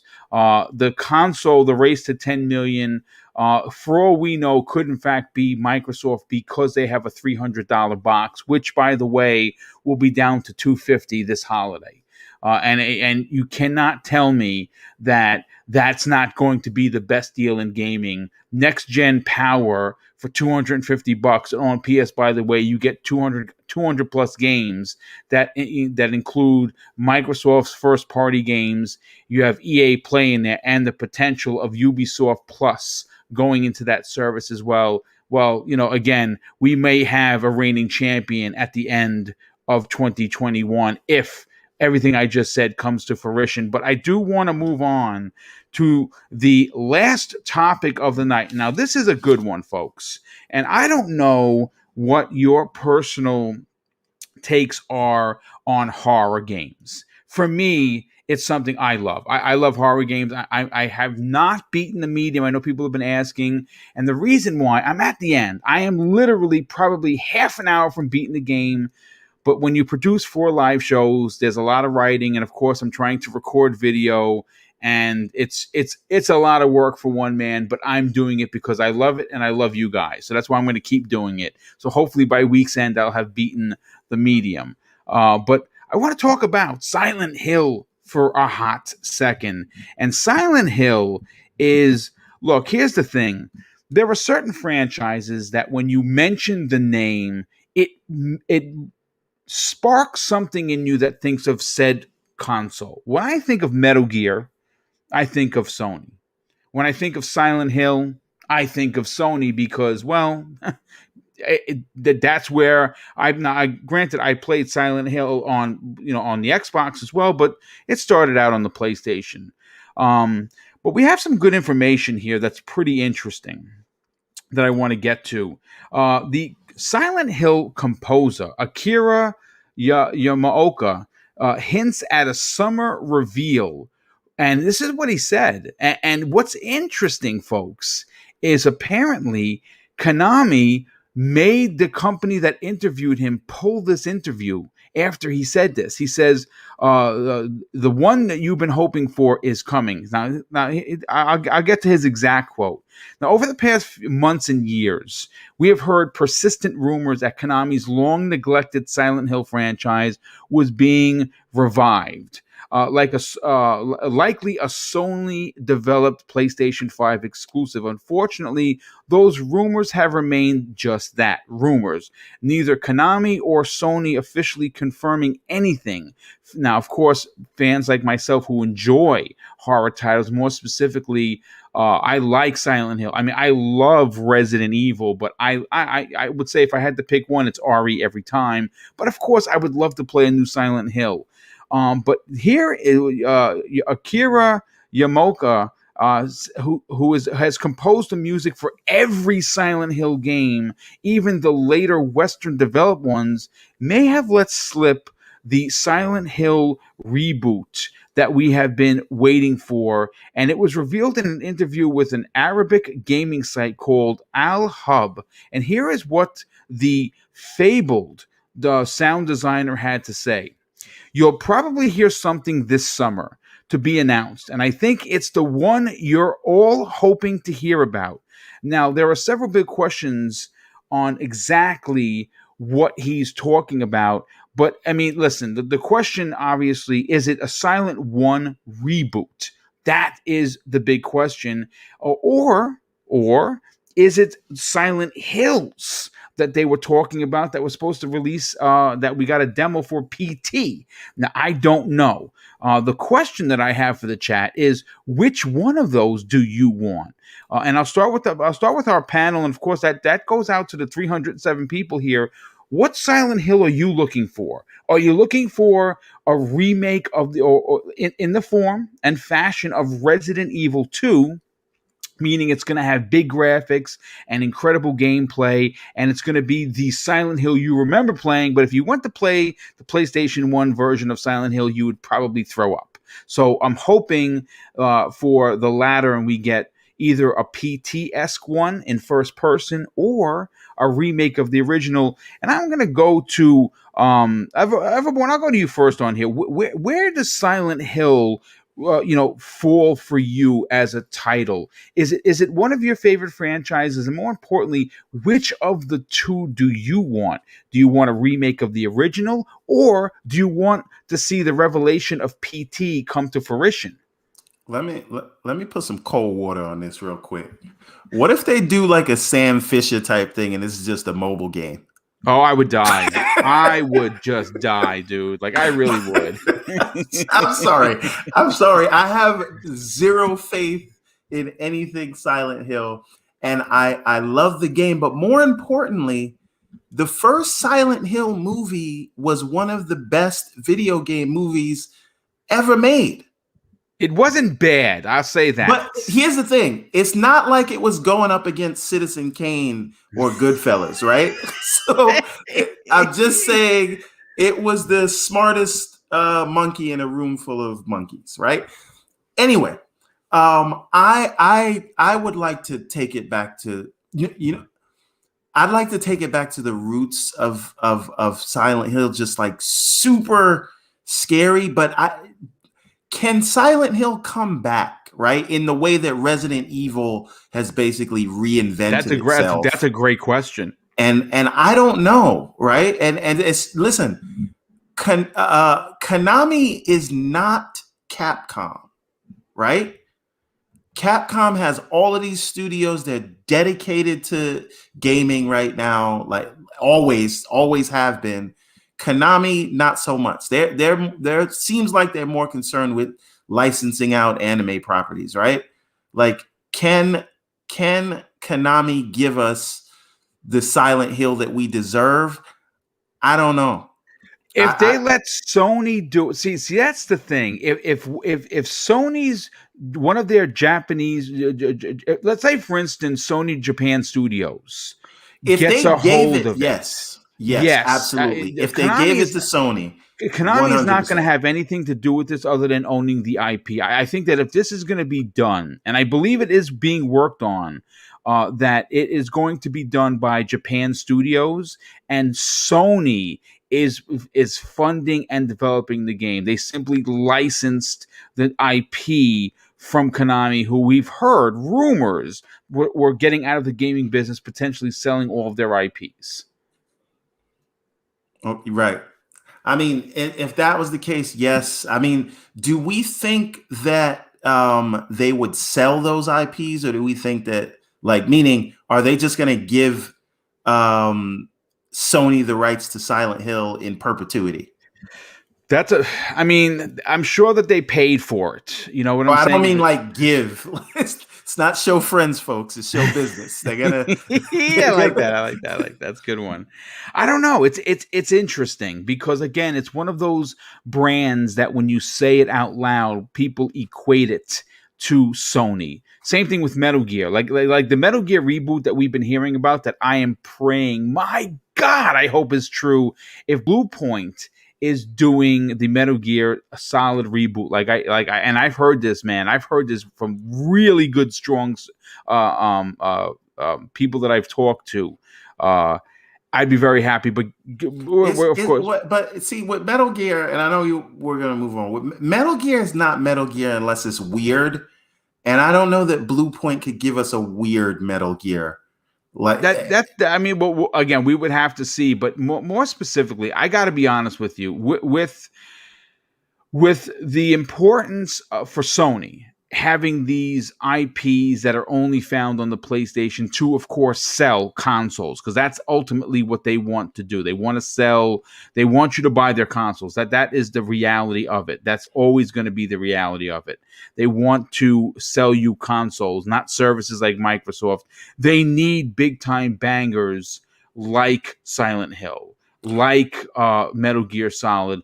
I think that I think that the Silent Hill that's currently being worked on, and I believe that this is a true story, there's not even a suggestion or a hope, is going to be a big way. Again, the real question is, what do you want from a Silent Hill? Do you want a first-person PT-esque Silent Hill? Nope. Or do you want an old-school third-person Silent Hill? No, I want like Resident Evil 2 or Resident Evil 3 remake kind of Me thing. too. I don't want a medium style game, and I don't want a first person, although I think, to Capcom's credit, they've been doing that very well. And one last thing about Capcom, Konami's IPs, I honestly wouldn't be mad if Sony got Konami's IPs and Microsoft was able to scoop up Capcom. I would actually be a happy gamer if that happened. I think we would all be the better for it, just because of the kind of IPs that Konami has. I think that they would be a better home with Sony, because if Microsoft got those IPs, what studios are going to work on those games? And I don't know. I just feel like Sony could probably handle that better. But anyway, I don't want to get sidetracked with acquisitions again. I can talk Capcom for Microsoft, Konami for Sony, and I'm a happy gamer. Yeah, I'm right there with you. Let's bring in Pong Soul into the conversation. Pong, I don't know where your love is for Silent Hill. The big question, because it's not about if at this point, it's just when. I think it's coming out this year. That's my opinion. What Silent Hill do you want? Do you want a remake of the original, or do you want to see them go with Silent Hills in the first person aspect, where it was more terror than it was survival horror? Well, as I told you when we did the medium review one-on-one there, Boom, as I've gotten older, I've gotten more cowardly, right? So I'm a little like Zemi. I'm not quite Zemi level here, but the point being is that for me, personally, I would definitely take a remake, because back in the day, and from a third person perspective, I can definitely play these types of games, right? Silent Hill was a big part of my gaming experience back in the day. I loved the first three, definitely played through them and really enjoyed them. Now, from a business standpoint, Sony has been eyeing Capcom and what they've done with Resident Evil. And they see the resurgence, obviously, and they know that they have the potential, if they have gotten the rights to the IP, whether through acquiring it outright or just licensing it, to have a Resident Evil type experience on their console, exclusive, and try to capture some of what Capcom's captured with Resident Evil, right? So I think personally, they from a business standpoint, I definitely believe they're probably making a brand new game. They're probably going to put it in the style of the current Resident Evil's, first person. Everybody seems to love it. And I think they would be smart to do that. I also think that they would be smart to be looking at a remake of the older series, just like Capcom's done with Resident Evil.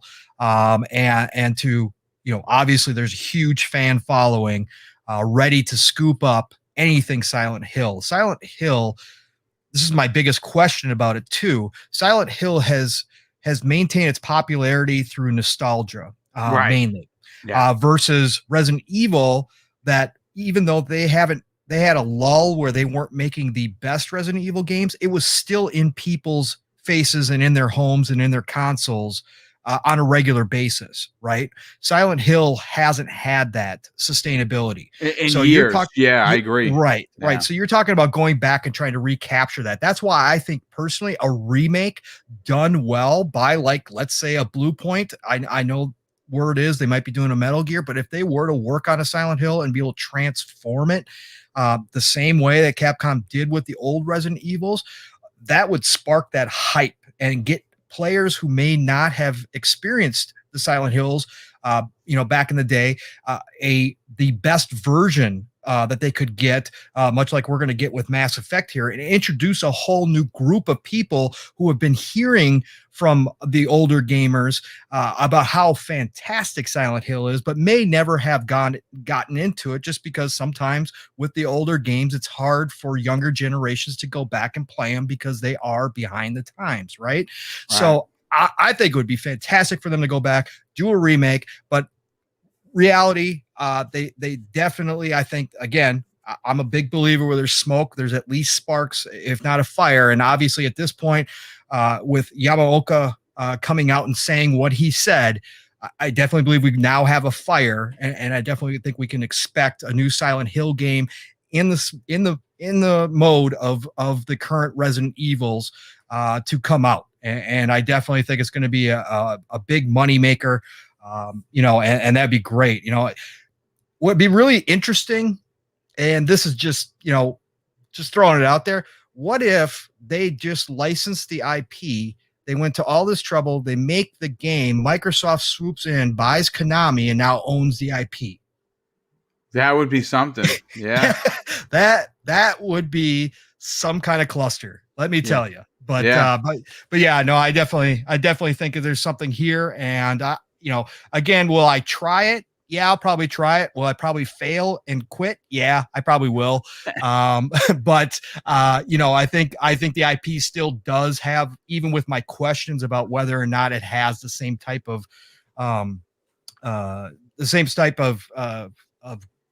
mind share that Resident Evil does. I believe it has enough there to actually get a new one out there and be successful for Sony.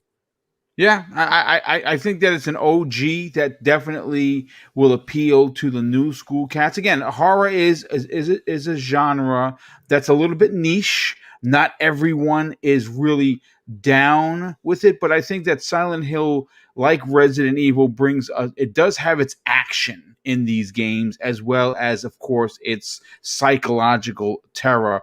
Let me just catch up with a few. One thing just to add to that is just that Resident Evil is what it is today because for the same reason Mario and Zelda are what they are today, is that Capcom continuously reinvents that game. No, that's a great point. That is what is necessary for Silent Hill at that point. At this point, it needs to be reinvented. Whatever Silent Hill just hope that you get the same scares and the same feelings, but it can't play how you remember. It has to be something completely new. No, Sorry. I absolutely. I think there's something to be said about that point. Jean-Marc Lewis drops an outstanding $2 super chat and says God of War will be delayed to 2022. Xbox will clean up. Yeah, I think that's being delayed. We also have Jerry Acosta drops an outstanding $5 super chat and says, I got you, Boom. Like super chat. Oh, thanks, dude. Super appreciate that. Also, I just finished the Medium this morning. Amazing story and emotional ending. Left me wanting more. Yes, dude, I am right there. First of all, thank you for the like and thank you for the generosity, Mr. Acosta. And I am going to make it my business to finish the Medium this week. I cannot wait because I know that I'm on the cusp of beating it. Let's bring Tempest Son into the conversation. Tempest, where do you sit on Silent Hill? Is it a fan favorite of yours? And more importantly, do you want to see them bring it back in a first-person way, like we saw with PT, or do you want to see a remake a la Resident Evil 2 and 3? Mine'll be short and sweet because I got to be honest with you. This is, I think every gamer has that one series that they haven't touched. You'd think I would love this series because of how much I love Resident Evil, but I've never played a single Silent Hill game. Okay. So, yeah. So, I mean, I don't know. I mean, I always want more games. It's one of those series that a lot of people think of it fondly. So, why not? I don't know. If I'm not mistaken, Silent Hill barely had any combat, right? Like you weren't looking for guns and stuff, correct? I mean, it did have some weaponry in there, but it wasn't Resident Evil. It wasn't Resident Evil. Okay. I don't know. I do like the horror genre, though. I can't speak on any kind of enemies in there or whatnot, but the faceless nurses are always a popular one. The Pyramid Head. He's kind of like the nemesis, if you will. Okay. You know what I want, honestly, which I'm never going to get again? I want another Alien Isolation. So if I can't have that, give me something like that, something where the AI is actually smart, something that feels real. I don't know if they can accomplish that with this series, but I want something of that nature, kind of like how Mr. X was a little bit in Resident Evil 2. But I mean, in Alien Isolation, the AI always kind of knew where you were, but there was a second AI that would lie to itself. And so it was always kind of in your area, but then it would go off and do other things, so it didn't cheat, if you will. So that game was phenomenal. I want something else like that. I just know I'm never going to get another Alien Isolation. So if I can have it in Silent Hill, then sign me up. So yeah, well, I don't know if you'd get that kind of tenacity. I'm going to be honest with you. I think you're going to get some terror, some horror. I don't know. Me personally, I want a Silent Hill that's done in third person. Just give me a remake of the original. We're good. Some people will even say they give me a remake of 2. Some people enjoy 2 better than even Silent Hill 1. Mag, let's get you in on the conversation. Where do you fall with Silent Hill? I know you're a horror guy. Yes, sir. But is Silent Hill the remake, and it's coming. I mean, listen, like the where Pong Soul, like where there's a spark, you definitely get some smoke. This is a 5-alarmer here. This is coming. I don't know if it's going to be out this year. I'd like to believe so. And this is probably one of those worst kept secrets in gaming, like it was for Fable. We know that it's coming out. Where do you sit? Do you want a first person like PT, or do you want a third person? You know what? I would say let's stick with third person.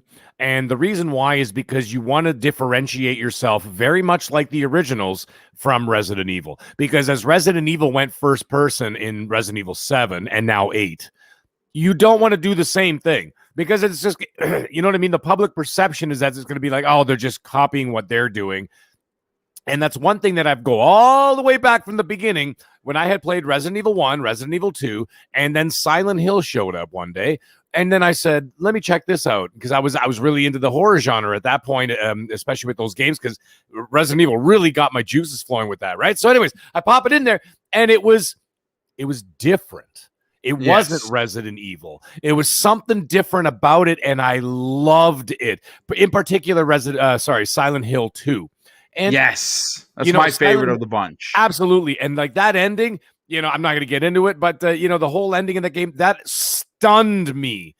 as a gamer, and I'm like, wow, that was one hell of a story. Like, that was a shocking story, and I absolutely adored it. Now, the other interesting thing that differentiated it from Resident Evil, which they would stay away from the first person, it was a little bit almost open world-ish.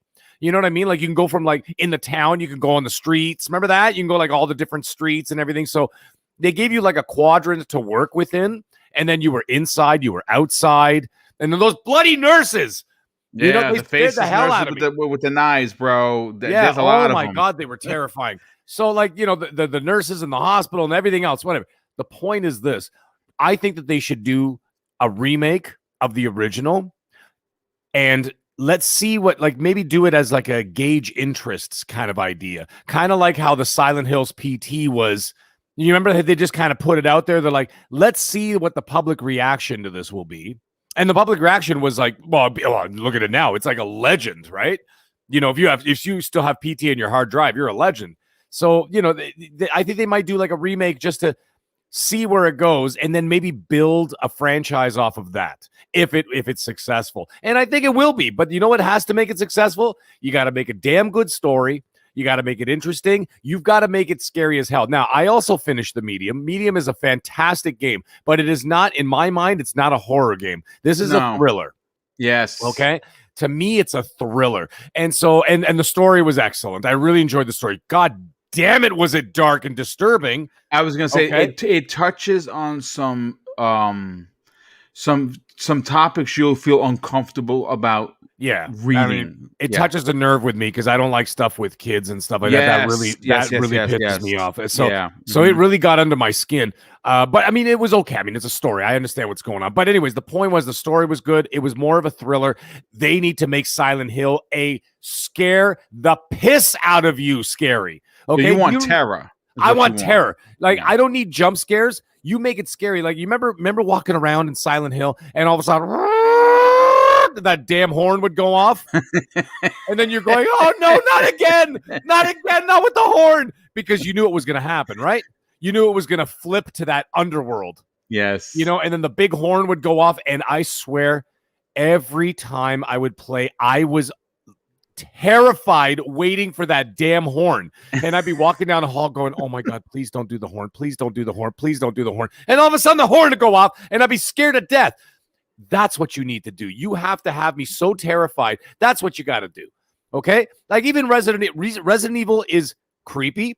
It's scary at times. There's a bit of terror. But the one thing I say is Silent Hill was always a lot in my mind. It was much scary, especially like there were specific parts that were put in there to make you even afraid to move your controller. Exactly. And that's what they need to do. Another thing they need to do is they need to continue with what they did in the original series. For any of us older gamers who remember all this, is that there was a lot of diversity within each title. Like, for example, Silent Hill 1 was its own story. Silent Hill 2 was a separate story.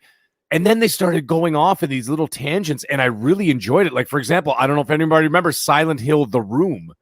And it was basically just like in a room. Yeah. You know what I mean? Like, it was all of this mystery about what was going on behind this mirror and all this kind of stuff. So it was kind of like different seasons of American Horror Story. You know what I mean? Like, one season's about this, one season's about that, but it all took place within some kind of like a universe, right? And I really enjoyed that. They also have to stay away from the Medium, okay? Because the Medium just came out, and look what they did with that multi-dimension gameplay sort of thing. Yeah. And of course, I mentioned the horn and all that. They have to make sure that if they are going to do it, they have to do it in a very unique way so that it doesn't look too much like the Medium, because you can clearly tell that the Medium got a lot of its inspiration from those early Silent Hill games. Oh, for sure. 100%. Yeah. Right. The developers even talked about that. Right. Hey, so you don't want to go back. Sorry, we're gonna say no, Mag and Boom. Yeah, so I'm into the Medium right now because I finished Cyberpunk last week or whenever it was, and you guys can tell me, because I don't know if I'm 20% of the way through or whatever. I've been playing for a couple of hours. Mm-hmm. Do you think the dual reality thing was worth it? Like, I feel like I could have just switched realities and been fine and got the same experience. There's a reason for it. You got to continue progressing through the story because it really does with it and the story that they produced. It makes sense. Yeah. It's not a gimmick. Okay. It does take it somewhere. Yes. Yeah, because I'm really liking the story, graphics, atmosphere. I want to see where it's going, but I feel like that switch button should just push me over to the other reality. I should be able to jump instantly. But we'll see. I'm going to finish it. I'm going to tell you as you progress through, you're going to be like, you know what? You guys are right. It makes sense now. Yeah, and see, the thing is, too, is I actually felt the same way at the beginning. I just wanted to stay as her. I didn't want to do the dual reality thing, right? I was just like, oh, come on, man. Like, it was moving in this direction. I'm enjoying this right now. Now I got to do this thing, one's got to go over here, one's got to go over there. But then as they weave the tale around it, you'll find that there's absolutely a reason for it. It's not just a gimmick, as said. But anyways, as for the the Silent Hill, my God, I keep saying Resident Evil. As for the Silent Hill thing, I've said all the points I want to say about what I would like to see with it, where I think they should go with it. But there is that one thing they got to make sure that I say they do a full remake of the original and they build a new franchise off of there and branch off into their own narratives for the future. That's what I say. No, that's a great point. Clowns, let's get your final opinion of the last topic of the evening. You're an OG like me. So obviously older IPs brought back in new ways is something I don't know a lot of people know. I don't want to play old games. Well, if you've never played it, then technically it's not an old game. So just shut up. So here's the thing. Where does Silent Hill fall for you? Which of the Silent Hills do you want to play on your PlayStation 5? Is it going to be the PT Terror based horror, or do you want to see whoever is going to do it? I think it's going to be Sony Japan Studios and obviously published by Sony.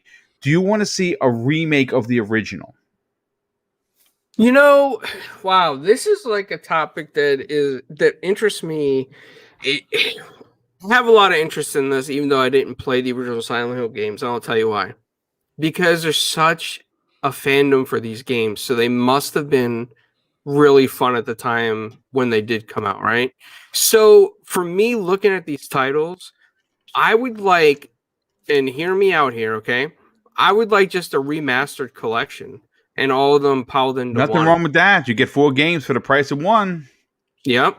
And I'd like to see that. I'd like to see, a complete. I wouldn't, they didn't necessarily have to do a complete overhaul, but make it look modern, make it look good and add some stuff to it too. Like add some more stuff to collect, add some more customizations, just make it a little bit modern.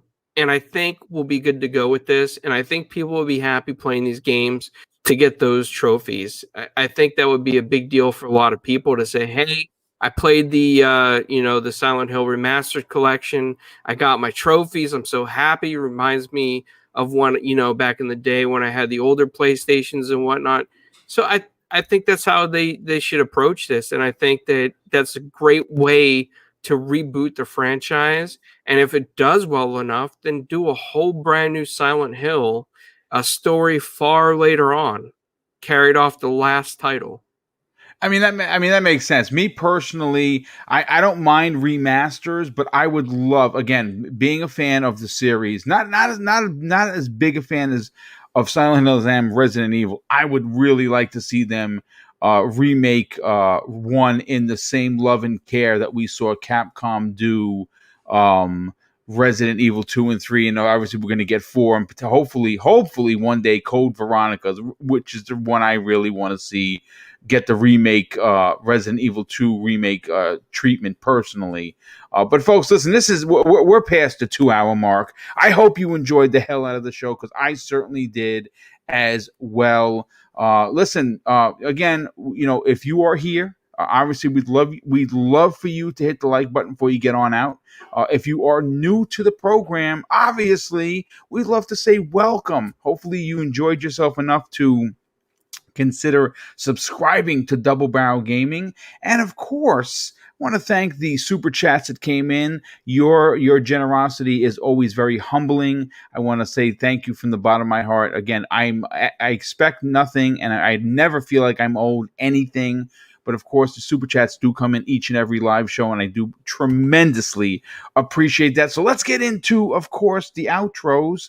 Hopefully you enjoyed the gameplay. Obviously, I've been playing the hell out of Division, and of course, Dirt as well. On tomorrow's Xbox one-on-one, we're going to get some Gears 5 Hivebuster DLC gameplay running in the background. I spent a couple of hours recording that for tomorrow's show. But we'll start with the Everborn Saga. Let's get you on out of here, brother. Tell everyone where they can reach out to you for a conversation, and more importantly, tell everyone about what the Everborn Saga's got going on. Okay, so the biggest thing we got going on is this Kickstarter we got coming up on March 1st. If you could check the link in this description, or if it's not there, just go to everbornsaga.com. You'll see a link right at the top. It'll take you to that campaign. You can just click a link to get notified. And if you could share that out, it would do us great things. Everborn Saga is basically I'm making an MCU for fantasy manga. That's it's 4 different series, all following different characters. It's an interconnected story. It's super cool. And we just did the trailer for the anime pilot. So you can take a look at that at everbornsaga.com. You can find me on Twitter at Steve A.M. Johnson. And you can check out Instagram and Facebook at The Everborn. I got to get all of that consolidated, but everbornsaga.com is the one to go check out. Thanks, brother. Definitely appreciate that. And we're definitely going to be pushing your brand as we get closer to the Kickstarter launch for sure. Clowns, why don't you tell everyone about 4 Guys with Quarters and what you got going on? Hey, thanks, man. Well, you can check us out every Tuesday at 5 p.m. Eastern. Soon we'll be moving to Thursdays due to Midway schedule. But I actually still do have some interviews coming up. It's just that, I got sick and I couldn't keep to the schedule, so I'm catching back up with everybody. So we will have interviews coming back. It'll probably be a blitz of interviews for a few weeks straight. And then you can find me at Italian Clouds on all social media. And also, we have a new intro made by De Niro. And nice. Man, yeah, it's really got me going because Master Chief gave us a voice clip, Steve Downs himself. Nice. Yeah, so it's just awesome, man. Nice. Well, listen, great things are coming to 4 Guys with Quarters. Clowns, where could people find you on Twitter? At 4GWQ Podcast on Twitter for the podcast, and then at Italian Clowns for me. And feel free to drop a follow or talk about games. It doesn't matter where you play. You can play PlayStation, Vita, Xbox. I love everything, man. Yes, you do. And you represent the community in the proper manner. We love you for it. Next up, let's go to Tempest Son. Tempest, why don't you tell everyone about where they can reach out to you and strike up a conversation, and also potentially team up with you and not get shot in the face by playing the many multiplayer games that you play. Take it away, brother. You can find me at the Tempest Son on Twitter, and my gamer tag is Tempest Son. And excuse me, I think I inhaled some cereal. Sorry about that. Anyway, no, thank you for having me again, Boom. It was fun, and I will see everybody next week. Yeah, definitely, brother. Great. Thanks for being here as always. And last and no way least, and you know why? Why did we save him for last? Because he is the loudest. You know him as the, I want to say, Dr. Evil chef of cooking. Please, middle-aged gamer guy, why don't you tell everyone about where they can reach out to you, strike up a conversation, what other shows you got going on, and tell everyone about that video you just put up regarding Assassin's Creed. Very, very interesting. Oh, yes. Thank you very much. Well, guys, you can follow me on Twitter at the middle-aged game guy. That's with a GY at the end. On the PlayStation 5 and the Xbox Series X, you can follow me at all one word, all capitals. I am the Mag. That's right. You can find me there every Monday evening, 8 p.m. Eastern Standard Time. You can find me here with Mr. Boomstick XL and friends. on Primetime Gaming. And of course, Tuesday nights, 10 p.m. Eastern Standard Time with none other than Noof Nukem and Titan Drago on Gaming After Dark. And yes, I have been working with Pulse Music Media, and we released our first video. It's called Music and Gaming, and it will be an ongoing series where the actual head of Pulse Music Media is actually my brother, and he is a professional musician and professor at University of Toronto Music. And yes, we will be exploring more about music and gaming and where it started from, like, all the way back from Asteroids all the way to, The Last of Us 2 and God of War and whatever else, right? And Halo, of course. And we got some surprises for 2021. And if you guys ever want to check out any of the videos that are on Pulse Music Media, you can find them, the link on my Twitter. So, guys, anyways, thank you for the support for all that. And I look forward to the new content coming in 2021. And as for the chat, you guys were awesome tonight, as always. Guys, it was a great show. Pong Soul, nice to see you again, brother. And yes, we'll see you all next week. Have a great night. Yeah, thanks so much for being. And again, of course, thank you so much for supporting Double Barrel Gaming and all of these content creators on this panel. We definitely appreciate that you took the time to spend 2+ hours with us, and you do that each and every night. Tomorrow at 12 p.m. Eastern Standard Time, Xbox One-on-One with myself and Zemi Games will be live. And of course, you have the Xbox Factor podcast Thursday at noon and Breakfast with Boom Friday morning at 10 a.m. Eastern Standard Time. Lots of content coming this week, lots of big topics. And of course, I hope that you can join us for each of those live shows. So everyone, have a great night. Hey, Boom. Hey, Boom. Could I get my outro real quick? Who did I forget? Me, Pong. You forgot me. Oh my God. Oh, I thought, wow, that's weird. I thought I got you. I don't know why I did. Pong So, first of all, thank you so much for being here, brother. You jumped in at the last minute. We definitely appreciate you being a part of tonight's program. You have really been burning up the charts. I think you're going to have to take a bit of a break before you wind up losing your voice, because you've been really burning the midnight oil. Pong, why don't you tell us about not only where could people reach out to you, because you're very popular in the community, but more importantly, what other shows are you a part of? Yeah, thanks again, Boom. I appreciate you thinking of me when you needed when you had an empty chair and you needed a spot filled. I really do appreciate that you reached out. So I'm glad I could make this happen. Yeah, dude, it was great to have you. Love having you on the show, dude. You bring a lot of knowledge, bro. Real good work. Thank you. I appreciate that so much coming from you. Clowns, Tempest-san, Mag, Everborn, obviously always a pleasure to share a panel with such intelligent and talented individuals. I learn a lot every time I'm on one of these with you guys, and I appreciate all of you. Chat, you guys have been fantastic tonight as always. So thank you again for showing up and support. But you can find me at Pong Soul everywhere.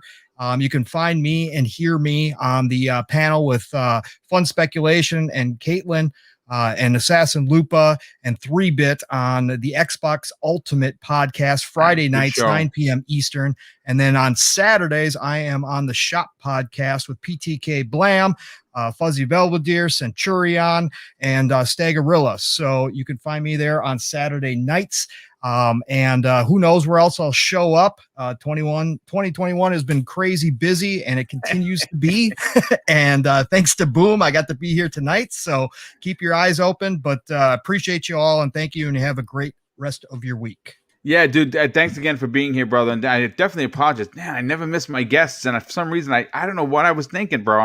Anyway. That's all right, Boom. It happens. Yeah, well, listen, thanks again for being here, dude. Super appreciate that. And yes, you're on 2 very good shows. If you don't follow PTK Blam, you should. And of course, your Xbox show that you're on with of course, Fun Speculation, Caitlin, and 3-Bit, who is a part of the Xbox Factor podcast. Another great show. Real interesting topics, not clickbaity, and certainly no console war nonsense. I think that's really what separates a lot of the people that you find come onto this show.